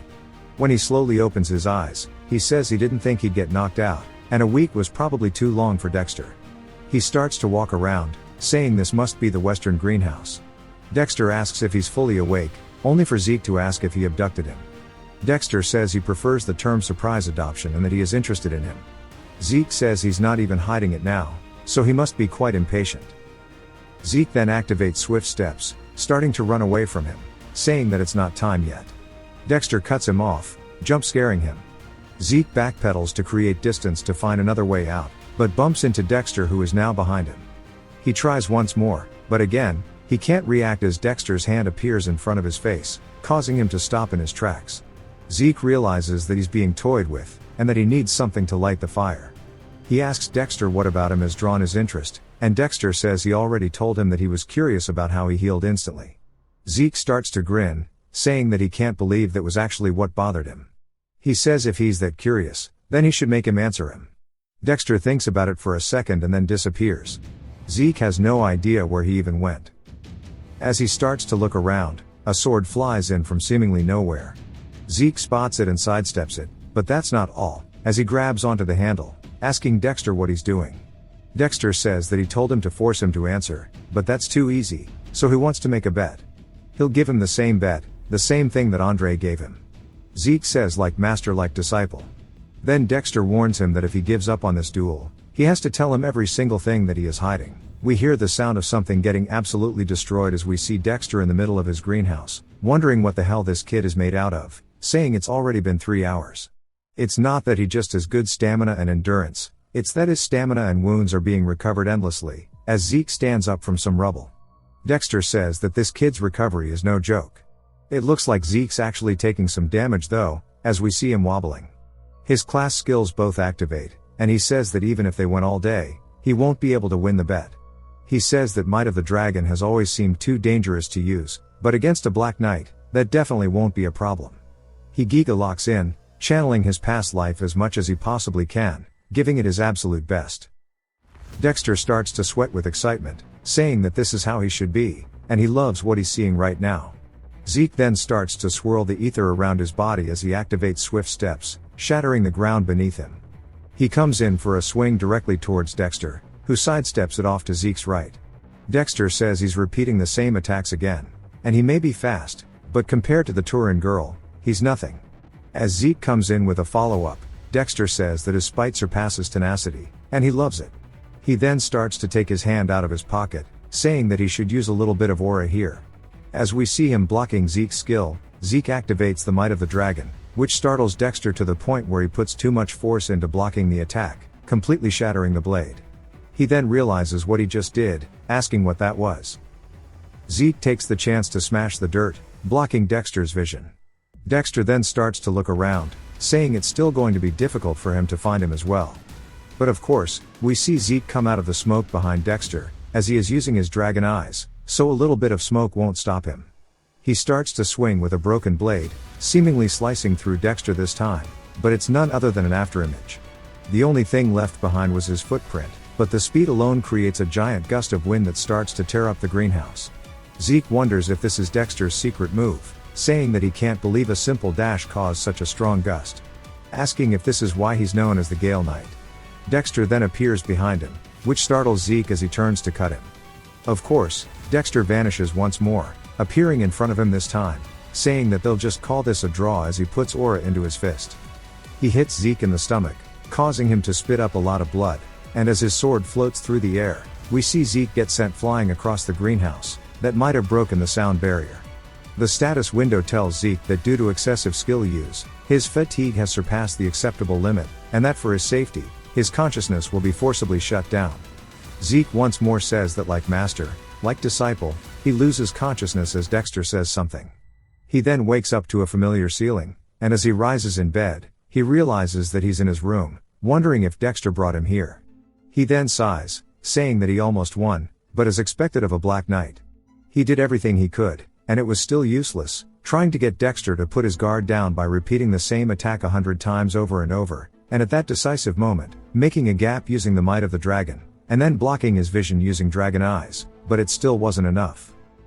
The skill Dexter used at the end was definitely his secret move, and while he got knocked unconscious for using the Draconian skills too excessively, thanks to that, he got to see Dexter's secret move with a Dragon Eye, as it was a skill that he has trained his entire body to utilize to its utmost efficiency. The secret move must have been the one that allowed Andre, who was weak in stamina, to rise to the position of Red Knight. It's a shame that he lost the opportunity to learn the skill, but it was still worthwhile. Might of the Dragon gave off the pressure that had even a Black Knight hesitate, and most small fries would definitely submit the moment they are exposed to this skill. The status window then appears above his head, saying that he has an unopened message. He wonders what this means, so he opens it, and it starts to tell him that his rank D skill Swift Step has changed into the rank C skill of high-speed movement. His soul has developed due to the demonstration of his strong will, and along with the development of his soul, his system is now upgraded. It is also possible to activate the next function using karma. As we see, he now has the option for a minimap, an inventory, and a quest book. Zeke says they all seem pretty useful, but he's curious about what inventory is, so he buys it first. It tells him that if he selects the items he wants, they will be stored in the inventory, and when retrieving items, he can think of the name or shape of the item.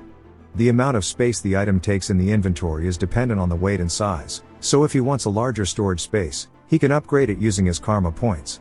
Zeke looks over at his sword, picking it up, saying that if he can activate skills just by thinking of them, it must be the same for putting it into his inventory.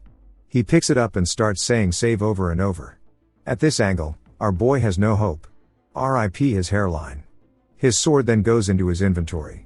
Now that the claymore has disappeared, it took up 2 of the 28 boxes. He has the inventory system from Path of Exile. He then thinks about the claymore as it appears back in his hand, which surprises him. He says he thought of it as a subspace storage, but it's actually way better. A subspace artifact was expensive, but it was also hard to find an object stored within it, and he can even increase the space of this one by using points. He wonders how a skill so strong is still an option in the low rank status window. He wonders what will happen if he upgrades it, saying if the worth of these points is this high, then he can't just recklessly spend them. So he has to definitely come up with a better plan. Decker then asks if he can come in, which startles him, but he says yes.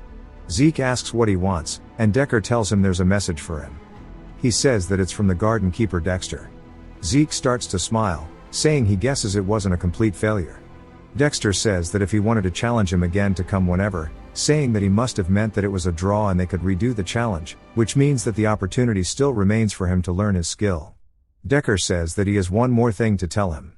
He found the blacksmith he mentioned before.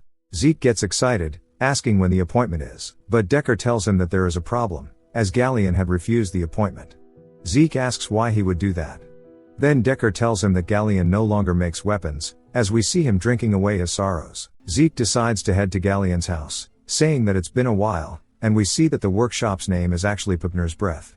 Zeke says it sure is a grand name for a workshop. He opens the door, asking if anybody is in, only to reveal that the entire place is a mess. He explains that Galleon crafted a weapon called the Sword of Radiance, Graham. It's a masterpiece he forged as a repayment for saving his life.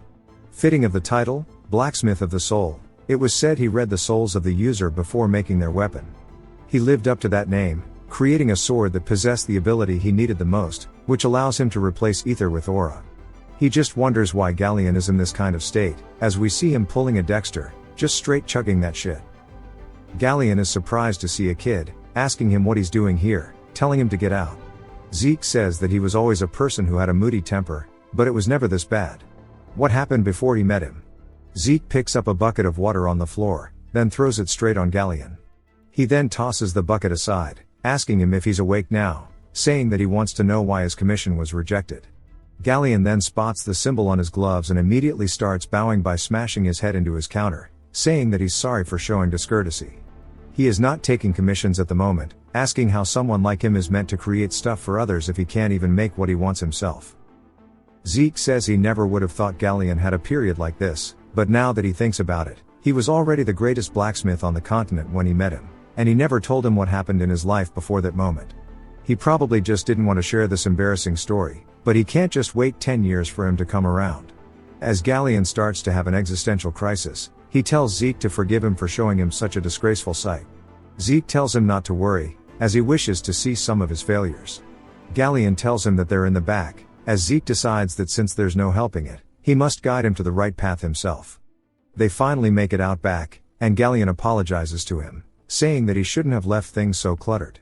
Zeke tells him that he really doesn't care, as he finds it charming if anything, as if he's looking at a graveyard of swords. Galleon thanks him, and Zeke starts to walk forward into them. He starts picking up the swords, analyzing them, as Galleon warns him that they're very sharp and to be careful. Zeke starts throwing the swords around, saying that these are not failures at all, and they're similar qualities to the things he forged when he was named the best on the continent. He then activates his dragon eyes, saying it's just as he thought, asking him if there's a problem with his brazier. Galleon asks how he knew that, but Zeke says that he asked a question, saying he utilizes his own style of smelting, which surprises Galleon that he could tell that just from looking at the blade. Zeke says it seems as if he's mixed several materials to create a lighter and exquisite material. He picks up one of the swords and swinging it, shattering it into another one, saying that the result of that is an item of low durability. Galleon's surprised, saying that's accurate. Not only did he recognize his smelting method immediately, he even analyzed the major flaw in its cause. If it's this person, he might be able to help him. Galleon builds the courage, then says it might be a bit random. But he has something to ask of him. They head back inside as Zeke asks what he wants. Galleon tells him to take a look at this first as he lays out a blueprint on the table. While they're staring at it, Zeke says that this is Galleon's secret, which he revealed years later. It's a blueprint of a magic brazier. In his past life, he showed him because he saved his life, and he didn't want to hide anything from his savior. It's a brazier with a temperature that can be freely adjusted through magic. Zeke says that with his smelting method it would work perfectly. Galleon knew that he would recognize it immediately. Then Zeke says that since he has the full blueprints, he's curious why he's not making it. Galleon says that the most important part, the mana energy law blueprint, remains, but the magic tower's commission fee is 10,000 gold. Zeke says that a normal 4-member family's monthly living expense is 10 gold, which must be why it took 10 years for Galleon to become the greatest, so the price is a bit crazy. Galleon then says that's why he has to ask him this, saying he's a Draker and a pure-blooded one at that. So if he were to make the brazier, he will create any commission of his for free without conditions for as long as he lives. It would be possible if he were the family's guardian knight, but it's impossible for him, even as a pure-blooded, to receive the support of 10,000 gold. But it's not like he can give up on the Sword of Radiance. But the real issue is the mana energy laws. Zeke finally remembers Fanon, and laughs as he takes the blueprint, saying that he will accept the trade. And Galleon asks if he's kidding. Zeke says that he'll go ask a favor from a mage he knows, then come back and tell him when he gets the answer, and to stop drinking. Galleon starts absolutely bawling, thanking him, saying that he'll serve him for the rest of his life.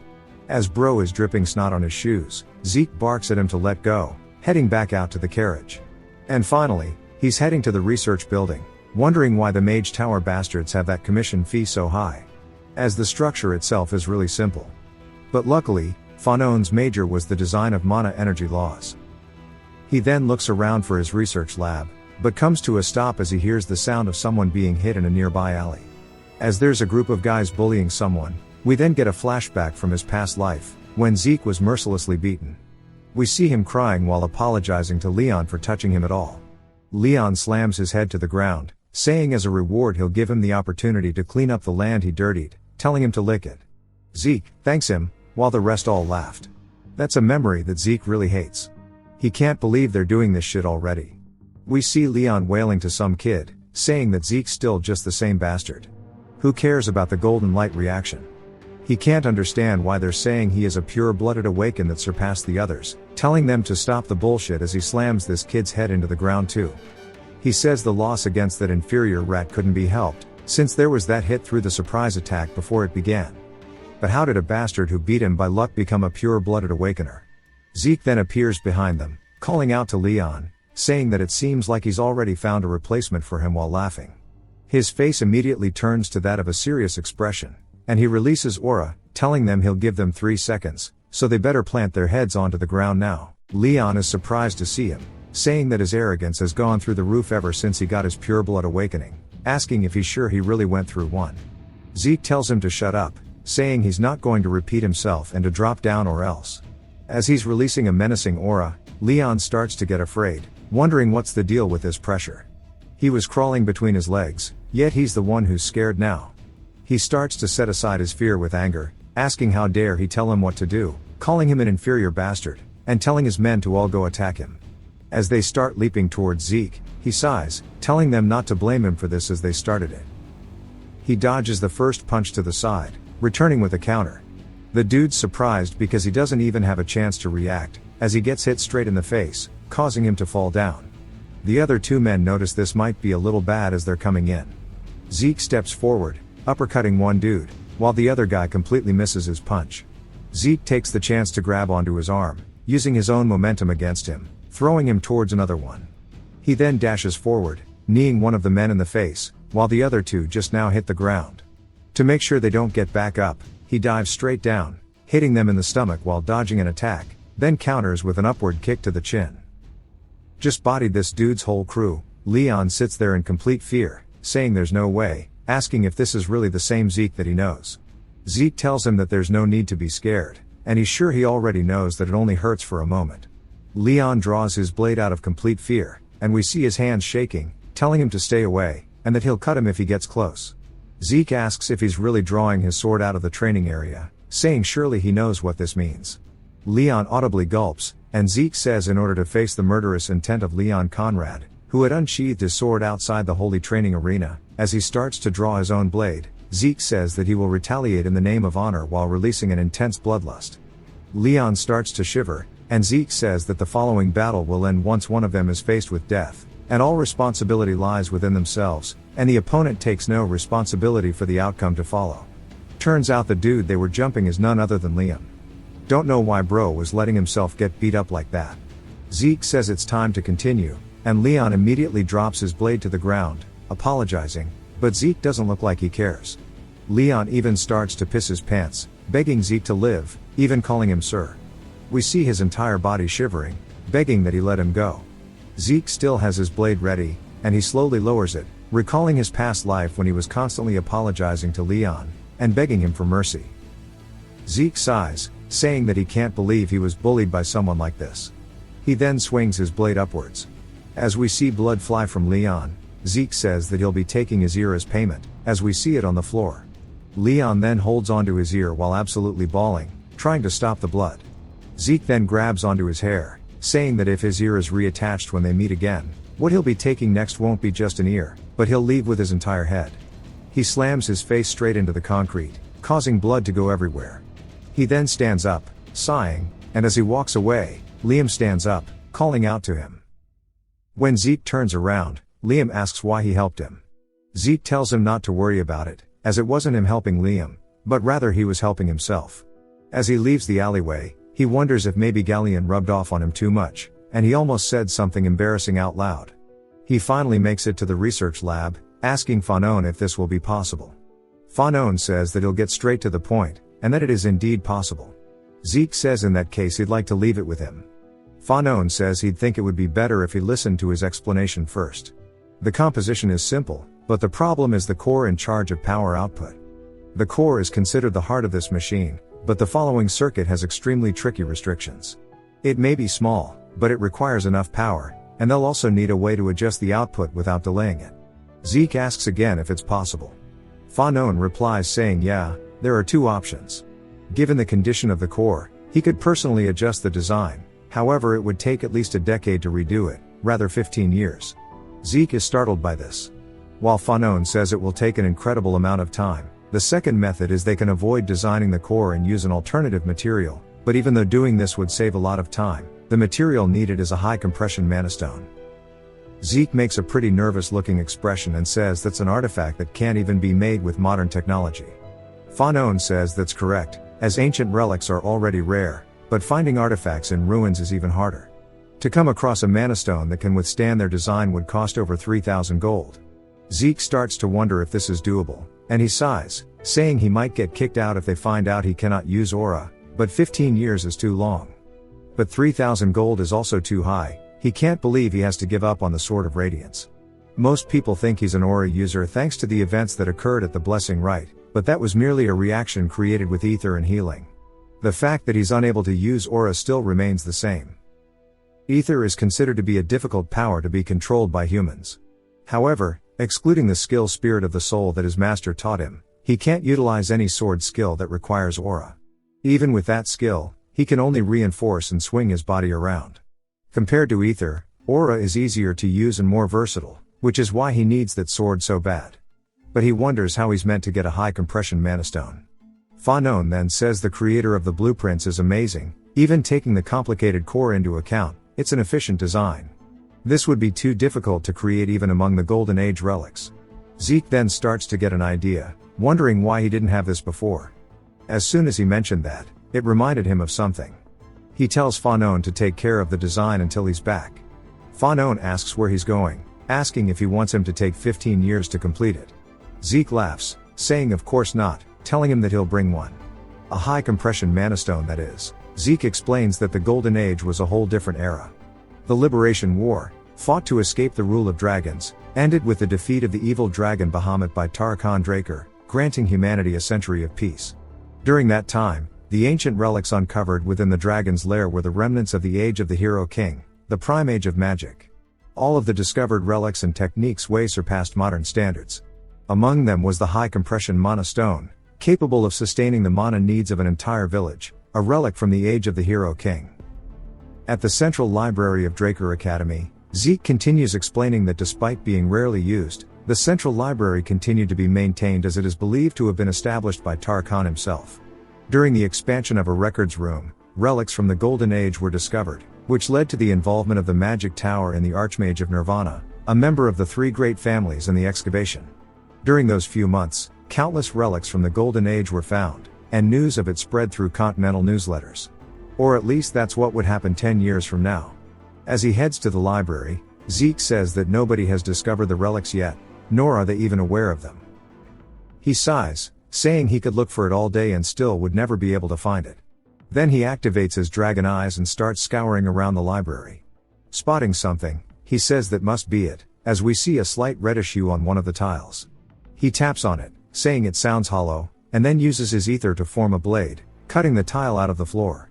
He says this is the only ether application for the soul of the spirit scale he learned from his master. Since ether materializes at the user's will, it is possible to apply certain properties like cut and use in different scenarios. However, it has drawbacks, as the user must expend a large amount of ether to perform an action. We see he's already visibly strained, and he says that he guesses it's still too much with his body. He slowly moves the tile, revealing light. As he heads down, he covers it back on top of his head, as if he was never there to begin with. Deep inside, we see him now with a torch, and he says the newsletter never mentioned how far it went. Then he hears footsteps, which startles him, and he says it should be at least decades before somebody else finds these ruins, asking if it's possible he was somehow beaten. He then peers around the corner, only to see skeletons. He says they're holding shovels and pickaxes, which means they might have been made by a lich. He then pulls his sword out of his inventory, saying if that's the case, this should be easy as he dashes forward, instantly killing the first skeleton, then cutting through the other one's shovel, finishing it off as well. A status window then appears, telling him that for defeating 2 skeletons, he has earned 2 karma points. He low-key completely forgot that he could get this, so did I. He says it slipped his mind because he was focused on the artifact. Then he realizes something. This is a great chance to farm some points, as he turns into Lloyd. He starts running forward, saying he'll be right there, talking to his lovely points. He breaks another skeleton skull, and we see he's defeated 20 skeletons so far. He's looking at a status window, saying this is pretty easy. He has a lot more skills than what he started with, kind of crazy. He also now has 40 points, and he says that he wants to look into it more to figure out what to actually unlock. He guesses that buying the minimap wouldn't be a bad decision, so he buys that.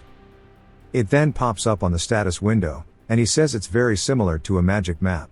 He sees a little button on the bottom left, wondering what it is, so he taps it, as it swaps from 2D to 3D, appearing in front of him with the entire layout of the interior. He says that this is the good shit, but he wonders why only this one room is red, while the rest are not. He then taps on it, as it asks if he would like directions to the grave of the Dragonslayer's storage room. He's surprised seeing it took the search party days to find it, but he found it so fast. So he clicks yes, and then tells him it's going to show him the fastest route to the destination. He watches as the fantasy Siri guides him. He says that he can't believe the path could be this laid out for him, saying there's no way he could possibly lose his sense of direction. He finally makes it to the destination, and he wonders how he's supposed to get inside, as the door is way too damn big. He doesn't even think he could force it open. As he touches it, a red aura appears on his hand. He quickly pulls his hand away, saying that that is a security spell, as we see his glove smoking.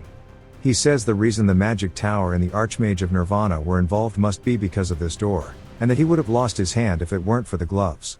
He sighs, saying there's no way he can get through the spell, asking the system if they can open it for him. The system says that they have received the administrator's request, and they will contact the security device. It then says that the spell is being deactivated, but immediately says that the activation of the automatic defense was unsuccessful, and they will swap to the manual defense. Zeke then starts to sweat nervously, asking if it just responded to what he said. The system then appears, saying yes I am, asking if he has any more requests, calling him Administrator Zeke. He starts to get a whole different mix of emotions, realizing that he can talk to his system. As it's sentient, he decides to ask it why it forced him to regress, and the system says it cannot answer the question. He then asks what the system is. Of course, it can't answer that either. He asks who made it, yet again a no answer. Then asks if he has anything else he'd like to know. He sighs, saying that he can't get anything important out of it, telling them to just open the door. The system says that they have confirmed the request, and the grave of the Dragonslayer has been opened, as the gates slowly open. Zeke looks around amazed, asking if every one of these are treasure chests, because there are so many of them. He explains that treasure chests, as if we don't know, it is a chest filled with valuable relics and treasures. Finding even a single one would be a miracle. He opens one, and it's filled to the brim with golden jewelry, and he says there are hundreds of these things. He starts scouring through them, taking things that he likes, just dumping shit into his inventory. He says he can give this one to Fanon, and then he smiles, seeing that he finally found it, a high compression mana stone, but there's 4 of them, which is even better. He then uses his points to expand his inventory, saying that he still doesn't have enough space for everything, and he guesses he'll have to come back here regularly until he graduates. As he goes to leave, he says this should be enough today, then senses something, as there is an ominous fog all around the room now. He wonders what this creepy feeling is, as he puts his hand on the wall. It starts to pulse, and he immediately takes his hand off of it, but it's too late, as multiple magic circles have now enveloped him, and he wonders what's going on, only for him to teleport out of the room. Zeke lands somewhere else from the teleportation, asking the system where he is as he looks around. The system says that the current location of the administrator is the home of the Dragonslayer. He says he never heard anything about a room filled with coffins in the newsletter. He opens the mini-map, which shows him that he's not too far from where he was previously. He says there isn't even a path connected here. If that's the case, it could be a hidden area that's never been found before. He decides that he can't ignore it as he starts to push one of the coffins open, revealing a suit of armor inside of it. It says that he has found the question-marked Dragonslayer exclusive equipment. As he leans it up, he starts inspecting it, saying that it's different from the armor of the Golden Age. He spots something on the back, as there's a hole, wondering what it's for. He then pulls out one of the mana stones, saying that he can't let this opportunity pass as he installs it directly into the equipment. Its eyes then begin to light up as Zeke sweats with excitement.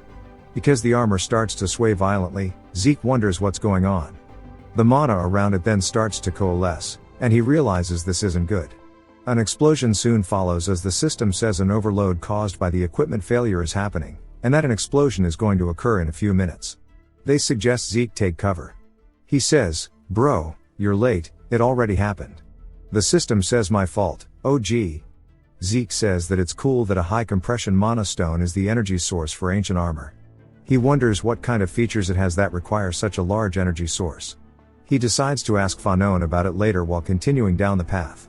Every single room is empty until he makes it to the last room, as the only thing inside is a glass cube. The system then appears, and we see Zeke asking if it's serious. He starts to sweat, saying Terrakin was absolutely insane, as what he sees in front of him is none other than the evil dragon King Bahamut's heart, which was the legacy of Terrakin. He says he can't believe Terrakin left it here, and that explains the ominous feeling he got when he entered the storage room. But something about it seems odd, as his hand starts to move seemingly by itself. He puts his palm on the glass, as the system says the heart of the cursed dragon Bahamut is reacting to the administrator. We then hear Zeke saying, "Yes, I hear you," as he looks completely out of it. He says he had no choice, and he understands and that he will kill them all. His class skill resets his mental state, and he wonders what he means by kill them all and why he would even do that. He then pulls his hand away, revealing that his eye is completely black. As a purple fog starts to swirl around the room, he asks what this is, only for it to get more and more violent as Bahamut's heart starts to glow. Zeke yells, asking what's going on, as he is given the urgent quest Terrakin's test. He needs to defeat the curse from Bahamut's heart, and he'll have ownership over it if he does. Zeke is startled as we see his eyes still pitch black. His class skill tries to activate, but it fails as we see the system is starting to malfunction. Zeke drops to one of his knees, as all he hears in his head is a voice screaming to kill them all and to accept them, and he will be free over and over. Now both of his eyes are black. He smashes his head into the glass, saying whoever is in his head needs to shut the hell up, saying that if they'll give him freedom, that sounds stupid, because freedom is won, calling them a dumbass. The glass then begins to shatter as now a red aura is seen floating around the room, and he has won against the Light Dragon's curse. Due to completing the quest, he has been given ownership over Terrakin's gift. Zeke says that it could have been worse and he can't believe his skill failed, wondering what that was just now. His other class skills kick in, starting to heal him as he begins to absorb Bahamut's heart. A purple light appears as Zeke looks up. It shoots him directly in the chest, and he starts to feel an intense pain, asking what this is as a pure and dense source of mana is flowing directly into him. But he doesn't have any circles to accept mana to begin with. Without a place to store it, all that mana is ripping apart his body. He says that he needs to do something, or else he will die here. He then begins to release his ether using Spirit of the Soul, a skill called Seal. He starts to make some type of black hole to absorb all the mana. He says he will use the ether to cover the mana and seal it in an ether hole. A massive explosion occurs as soon as he starts absorbing it, sending a shockwave throughout the room. It's eerily quiet besides the smoke dissipating. After a bit, it gets smaller and smaller as we see Zeke finally standing up. He takes in a deep breath and sighs, saying that he guesses he lived, as there is now a hole in his chest with the dragon symbol on it. He looks around the room, saying that he low-key thought he was cooked, but the heart is gone. It looks like that mana really was from Bahamut. He then spots something, as it's none other than a reflection in the glass. He sees a dragon emblem on his chest and wonders if this occurred when he sealed Bahamut's mana. The status window then appears in front of him, saying that he has absorbed the heart of Bahamut. It continuously starts spamming him with notifications, such as that it has changed his body into that of the divine body, and they detect that he is unable to control 95% of the power. As a hereditary, he has the right to open Terrakin's secure library. He is then given a quest book and some kind of tutorial. He says this is all way too much, so Zeke needs to take his time to look at it one by one later, telling the system to get rid of all these notifications. All except for this one, as he points it out. He says it looks like his ancestor was feeling generous, as he starts to smile. It asks him if he would like to open Terrakin's other dying gift. We see Zeke staring at some kind of chest. As his heart starts to beat, he asks if this is what he thinks it is. In typical fashion, we don't get to see yet as he heads back to the Platinum Mansion, saying this should be good enough. As he puts everything into some of his lockers, he decides to take a look at his status. As we see, there is way more than there was last time. I ain't reading all of that. Zeke will bring it up when it's important. He says that authority and constitution were added, and it looks like this incantation can be unlocked once he's stronger. Authority means he has control over dragonkind, and dragons under his control can be summoned and will follow his orders. His constitution is the divine body. Now his body can perform at the highest level, his rate of learning for combat, and the transfer rate of ether in his body have increased. He says the descriptions don't really mean a lot to him. There's also that one status window that mentions Terrakin's secure library. He tells the system to open that one up, and as it does so, it says that it needs to update its information. He's staring at a blank screen, telling it to show the library already, but the system says that he needs to move to a location where an update is possible, asking if he would like to have it marked on his minimap. He's confused, asking why he needs to go somewhere else, saying sure. It then pinpoints it, and he asks why it wants him to go to Valhalla, the most prestigious knight training institution, where individuals other than the administrator are unable to view, let alone enter the area. He says that even he would have trouble entering Valhalla, as he wasn't planning on joining it. He then taps on another status window as the quest book has been activated. It appears that the tutorial for the low-level administrator will soon start. Once it is over, a quest will be given to encourage his growth, and once that is over, he will be given a reward. He says being given rewards for completing a quest sounds pretty cool, and it looks like it's similar to missions from an adventurer's guild. But he wonders what the tutorial is. They explain that the tutorial is about to begin, and he watches as the area around him starts to fade out as he is slowly taken to some other dimension. He wonders what this place is, wondering if he was teleported like before, but says it's a little different. It feels like the entire area has changed. Something else begins to spawn in behind him, and when he turns around, he sees giant orcs holding onto their weapons, growling at him.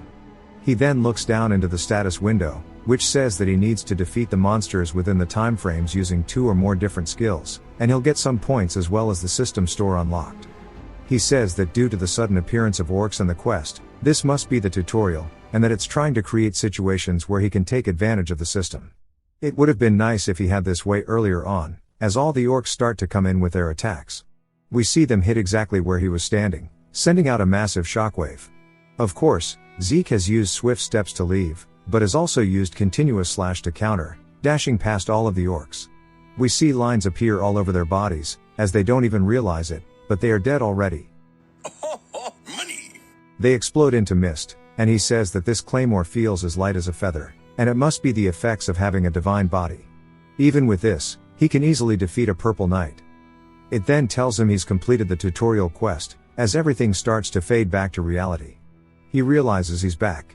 He asks if that was an illusion, saying it felt incredibly real.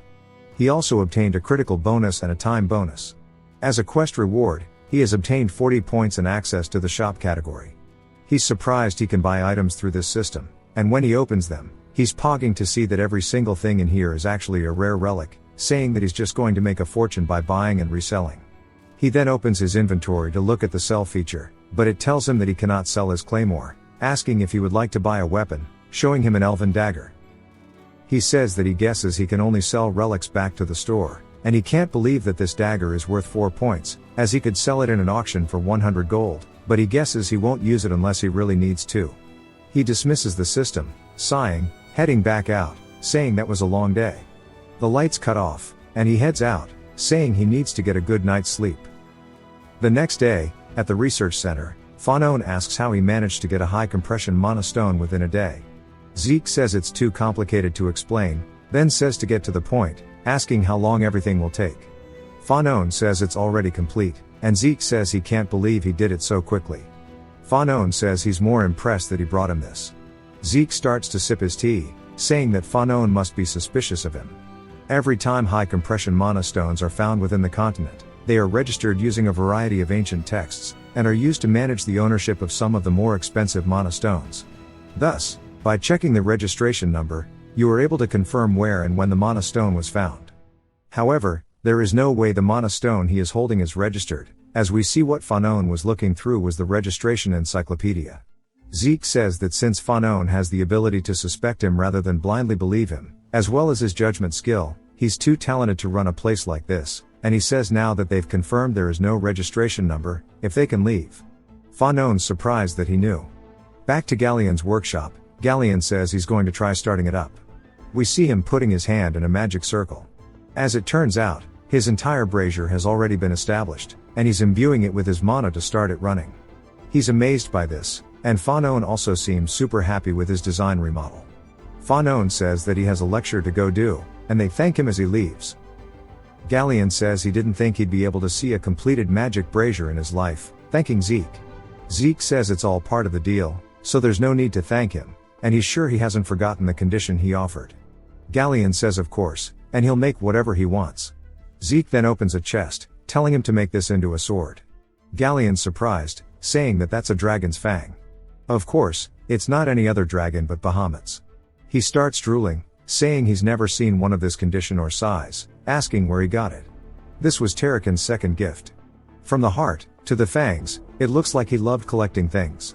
He tells Galleon it's a bit complicated. Then we see Galleon shuddering off on the side, and Zeke asks what the hell is wrong with him. Galleon starts pouring snot out of his nose, saying he can't believe he's done all this for him. Then he pours all of that into straight energy, saying he's going to exceed his every expectation, and that he will create his blade even if it costs him his life. He recalls an older Galleon saying the exact same things, and Zeke tries to tell him that that was too much, and he smiles, saying that in the end he's still the same guy, and that he's more than happy with this. He tells Galleon he's going to leave it to him. He can't wait to figure out what kind of sword he'll make him, as he's looking forward to seeing the finished product. Back in Zeke's room, he says it's so much work to make his sword, and after the duel with Dexter, it's been a week since he received that note, telling him to confine him again, and that something should happen sooner or later. He then starts to feel an ominous feeling. As we see someone enter his room through the balcony, Dexter asks why he hasn't come to find him yet. Zeke starts to shiver a little bit as Dexter is releasing killing intent, telling him to speak the truth. Zeke says he can't believe this. He told him to find him if he wanted to challenge him again, and he didn't go because he had no intentions of it. Dexter immediately gets close, grabbing him by the collar, saying he told him to tell him the truth. He then starts to lift up Zeke, throwing him out of the window. Zeke hasn't even processed what's going on yet, but then he does, and starts to sweat, saying this is way too high up, and he'll definitely die if he hits the ground. He manages to flip himself upright in the air, going to grab back onto his ledge, as Dexter grabs Zeke by the throat, saying there's no way he believes that Zeke has no intention to challenge him again, and it's most likely the reverse, that he didn't come even after reading the message in the first place, as if he's trying to irritate him purposely, and that he'll give him 5 seconds and he better tell him the truth. Zeke realizes that he's just playing with him at this point. Dexter starts to count down, while Zeke laughs, telling him that he's funny. Dexter gets to 3 seconds, as Zeke says that he has yet to reveal his identity to him. Dexter keeps counting, and Zeke asks if he's wrong, saying his name Dexter in a very sarcastic tone. Dexter starts to smile, and then throws him back into his room, cracking the ground beneath Zeke as he bounces, even making him hit the wall. Who's going to repair this? Dexter says that he's right. He was once a Black Knight of Draker, and he formally introduces himself as Duke Draker, which is what we'll call him from now on. Zeke starts to respectfully greet him, saying for disrespecting a member of the family, and to an honorable Black Knight, He wants to apologize from the bottom of his heart. Duke asks if he was planning this, and Zeke says that he wasn't, but he wants to know more about him being a Black Knight. Duke says it's not important, as that was a long time ago. Zeke asks if that's really possible, saying he's aware that you can rise in ranks, but he doesn't think you can drop them. Duke says that he would like to move on from this conversation, and he spots Duke's fingers trembling. He says he understands, and since he told him the truth, he would like to tell him the truth as well. A bit later, we hear Duke saying that means he already knew about his identity, asking if he bothered him to become his official disciple. Zeke says that's correct, and Duke says that he can't believe his boldness. He slaps his knee, saying that he'll accept him as his disciple if that's what he wants. Zeke's surprised that it was that easy, saying that he better accept before he changes his mind. Then he starts to hit him with the whole spiel, which I ain't reading. Duke doesn't want to listen to you either, but Duke does say not many people use vows anymore. Zeke says that culture is a necessary virtue of a knight. Duke calls him sly, and Zeke says he'll take it as a compliment. However, he has one thing he wants to know, calling him master. Duke says that calling him master is embarrassing, and Zeke asks what made him accept him as his disciple. As Duke's is famous for not accepting them. Only Andre, the genius of the century, became his disciple after years of asking, so why would he accept Zeke so readily? He does have a general idea, as during the duel, he must have seen that his potential surpasses that of Andre. Duke then asks him why he thinks he did it, telling him to take a guess. Zeke, thinking he understands, says it's because he's a genius of his family. Duke starts laughing, saying that confidence of his is something else. If that was the case, he would have chosen the girl from the Turin family. He likes his tenacity. Talent is not the only thing you need to reach the level of a red or black knight. Actually, because those individuals never faced issues, they fall easily in the face of adversity. Zeke realizes that's true, saying that most praised geniuses who were projected to reach the level of Red Knight not only fail to reach it, but always stagnate at the level of Blue. Duke says he's done with the talking for now, and tells him to follow him for his first lesson. They head to the Western Greenhouse Gymnasium, and Zeke says he never knew there was a gym underneath the greenhouse. He wonders what he is planning, as he's been running since he told him, but it's already been 3 hours straight. Duke then yells to stop, and Zeke asks if he has to run anymore. Duke says he needs to ask him one thing, and Zeke tells him to go ahead and ask it. Duke appears behind him, saying that it's nothing much, as he grabs onto Zeke's wrist, but Zeke fights his hand off on pure instinct and backpedals away, creating distance. Duke looks down at his hand, asking if Zeke has a problem with him checking his pulse. Zeke sweating nervously, and Duke says he knew something was off from the start, when they fought in the healing room and in the greenhouse. Even after running for 500 laps, he doesn't sense a single drop of aura from him, and he stopped him from checking his pulse. He asks him the hard-hitting question of if he can even use aura to begin with. Duke says that he's sure he saw that the bronze statue reacted and there was the never-before-seen golden light too. And if that's not the case, what other reason would Zeke have for not letting him examine his pulse? Zeke glares at him, saying it's not suspicion, just simple curiosity. Despite this serious situation in which a Draker can't use aura, he guesses that Duke's curiosity comes first. He's lucky that only Duke's caught on. If he can just get his hand on Graham, he won't have people suspicious of his aura. So he'll just have to be cautious until then. There's no need for him to go on spouting lies. So he takes off his gloves, telling Duke that he's correct.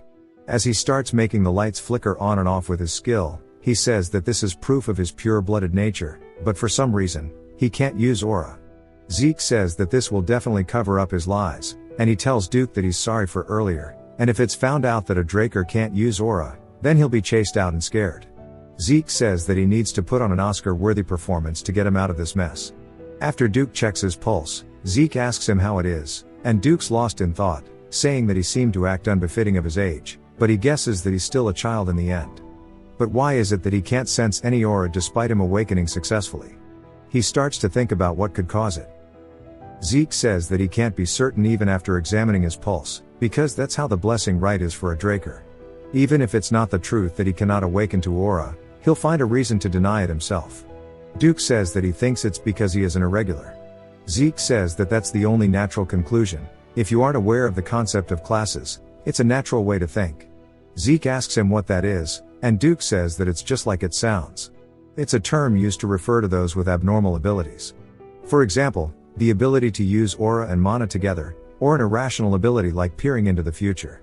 As such, irregulars are not treated very well, so don't tell anybody about this. Zeke asks why he thinks he's an irregular, and Duke says that it's because he has insane stamina and recovery. Regardless of how light the injury is, treating internal wounds takes time. However, Zeke recovered instantly, and he sure took an unspeakable amount of energy, asking what he thinks that energy is. Zeke says it's probably aura, and Duke says that it's due to being consumed at a constant rate in exchange for stamina and regen. There's none left, which is his hypothesis.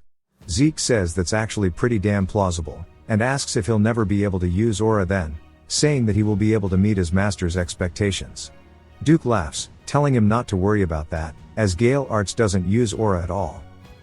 A special art is a special technique personally developed by a knight that has reached great heights. Normally it's an application or specialization of dragon slaying, so it would be proper to use aura. But his Gale Arts only requires a trained body, and he'll show him a demonstration, telling him to watch carefully. He lightly taps the ground, only to shatter it as he dashes around the room at insane speeds, and Zeke does his best to keep up with him. Duke leaves footprints all around the arena to show him where exactly he's gone.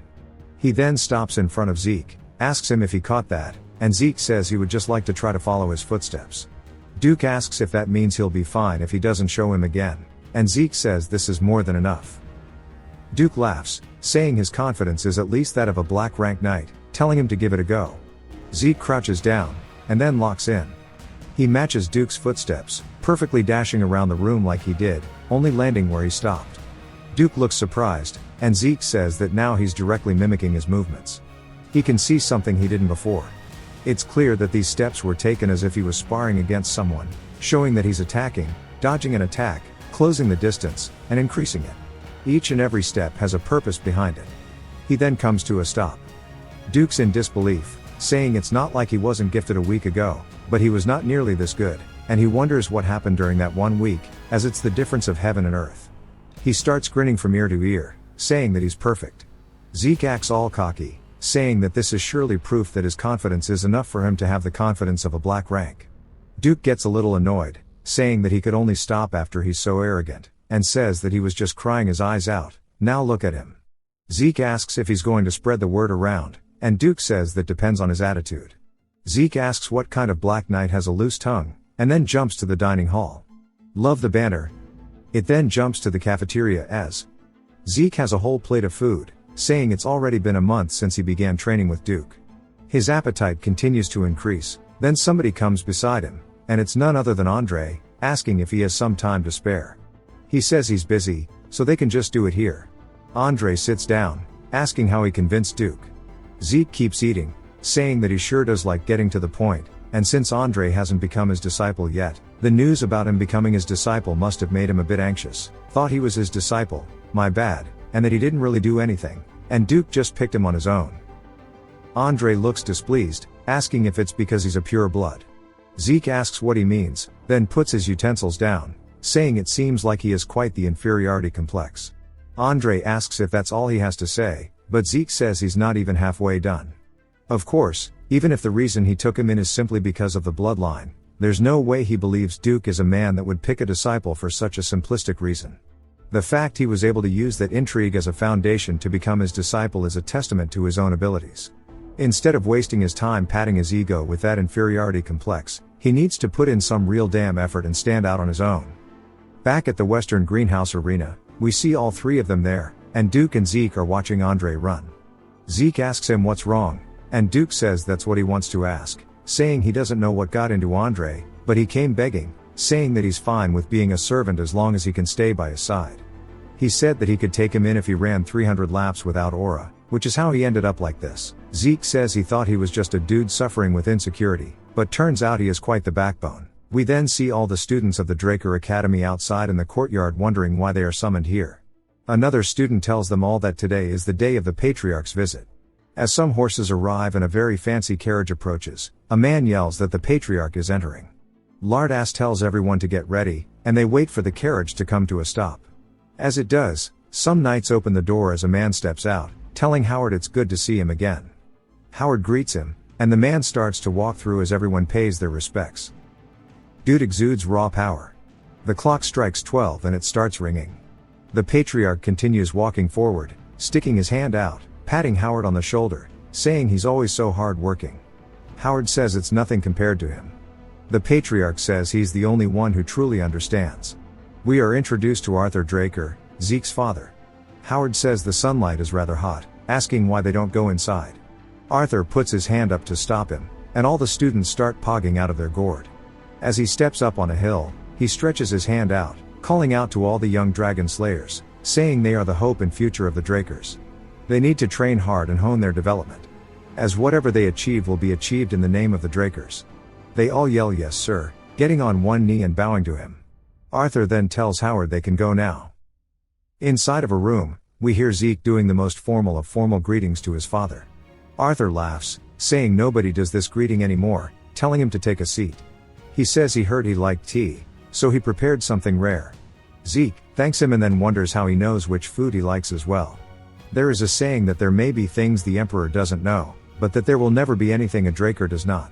That saying feels real now. Arthur says he called him to come because he heard the Duke took in a disciple. Zeke says that everybody likes getting straight to the point, and he laughs nervously, telling him that the Duke did him a great favor. Arthur says that seems to be true, and he doesn't know what his goal is, but if he is to follow Duke's teachings, Zeke cuts him off, saying that it is to be the strongest man on the continent. Arthur's gaze switches to a serious one, and Zeke tells him that he will become stronger than anybody so that he can live just as freely. Then he sets down his tea, saying that is his goal. He starts smiling, wondering what Arthur is going to do in response. Arthur releases an incredible amount of pressure, saying that means he plans to surpass even him. The pressure is really intense to the point it makes Zeke sweat a ton. Even the button on his uniform falls off, and he says that this is Astral Sword. It is said to give you power over all living beings within its radius. He starts to grin, saying that it is the pinnacle of aura, something that only Black Knights can reach. Arthur starts to laugh, as Zeke is looking up at him, full of confidence, saying of course. Arthur looks proud and then starts to raise his tea glass, releasing his aura while taking a sip. He says that is the most interesting thing he has heard in ages, and that he has come to support both the Academy and him, but he doesn't think that will be enough. Zeke says that this is what a real Black Knight's power is like, and that he thought Duke was impossibly strong, but Arthur is on a whole other level. Arthur puts a card on the table, saying that this is a gift for becoming Duke's disciple, and tells him that it is a black card. Zeke looks shocked. Arthur says it seems like he already knows what it is, while Zeke explains that it is a credit card only given to a very select few, and he didn't think that he would ever be able to see one in person. Just having this with him gives him incredible benefits, and it doesn't even have a limit. Arthur tells him that it is under both of their names, so he can use it freely. Zeke thanks him, saying he will only use it when necessary, and he is making it seem like he is being nice, but his intentions are obvious. Using a credit card leaves a record, so he just wants to keep a better track of what Zeke is really up to. If this is his method instead of opting for the Black Martial Squad, that means he doesn't see him as a threat. Arthur says that he shouldn't waste any more of his time, as he's sure Zeke is busy with training to become the strongest, telling him that he is excused. Zeke bows once more to him and heads out. As he walks down the hallway, we hear Duke sighing. As Arthur is sitting in the chair, Duke tells him that he is sickening. Arthur asks him why he is angry, and Duke says that he is suddenly playing father for a kid that he has neglected this entire time. Arthur says he knows that he has no choice as the head of the household, and what he said counts as defamation of his character. Duke laughs, telling him to take him away then, and Arthur says that he is the only one he can talk to without worries. As he uses some kind of subspace pouch to pull out some really fancy liquor, asking him if he wants to get sloshed. Duke looks hella happy, saying that it's a red dragon's breath, and he sure does have good taste. Arthur asks him if he knows about how the atmosphere on the continent has been really strange. Duke says he's been here in the academy the entire time, so how is he meant to know that? Arthur tells him to stop acting dumb, and Duke says that just means he asked for his answer when he already knew what he would say, calling him a snake. Duke says the Emperor has gone crazy over the idea of immortality and is looking everywhere. Arthur asks if he thinks it's possible, and Duke says as if magic can make you look young, but immortality is not possible. Arthur says that he believes the same, however, what if the relic he is looking for is something related to the Elder Dragon? Duke's surprised. For those of you who don't remember, that's the relic Zeke stole at the beginning. If you've watched till the end, comment Java to let me know. Subscribe for more videos like this, leave a like or a comment to help the channel out. Thanks for watching.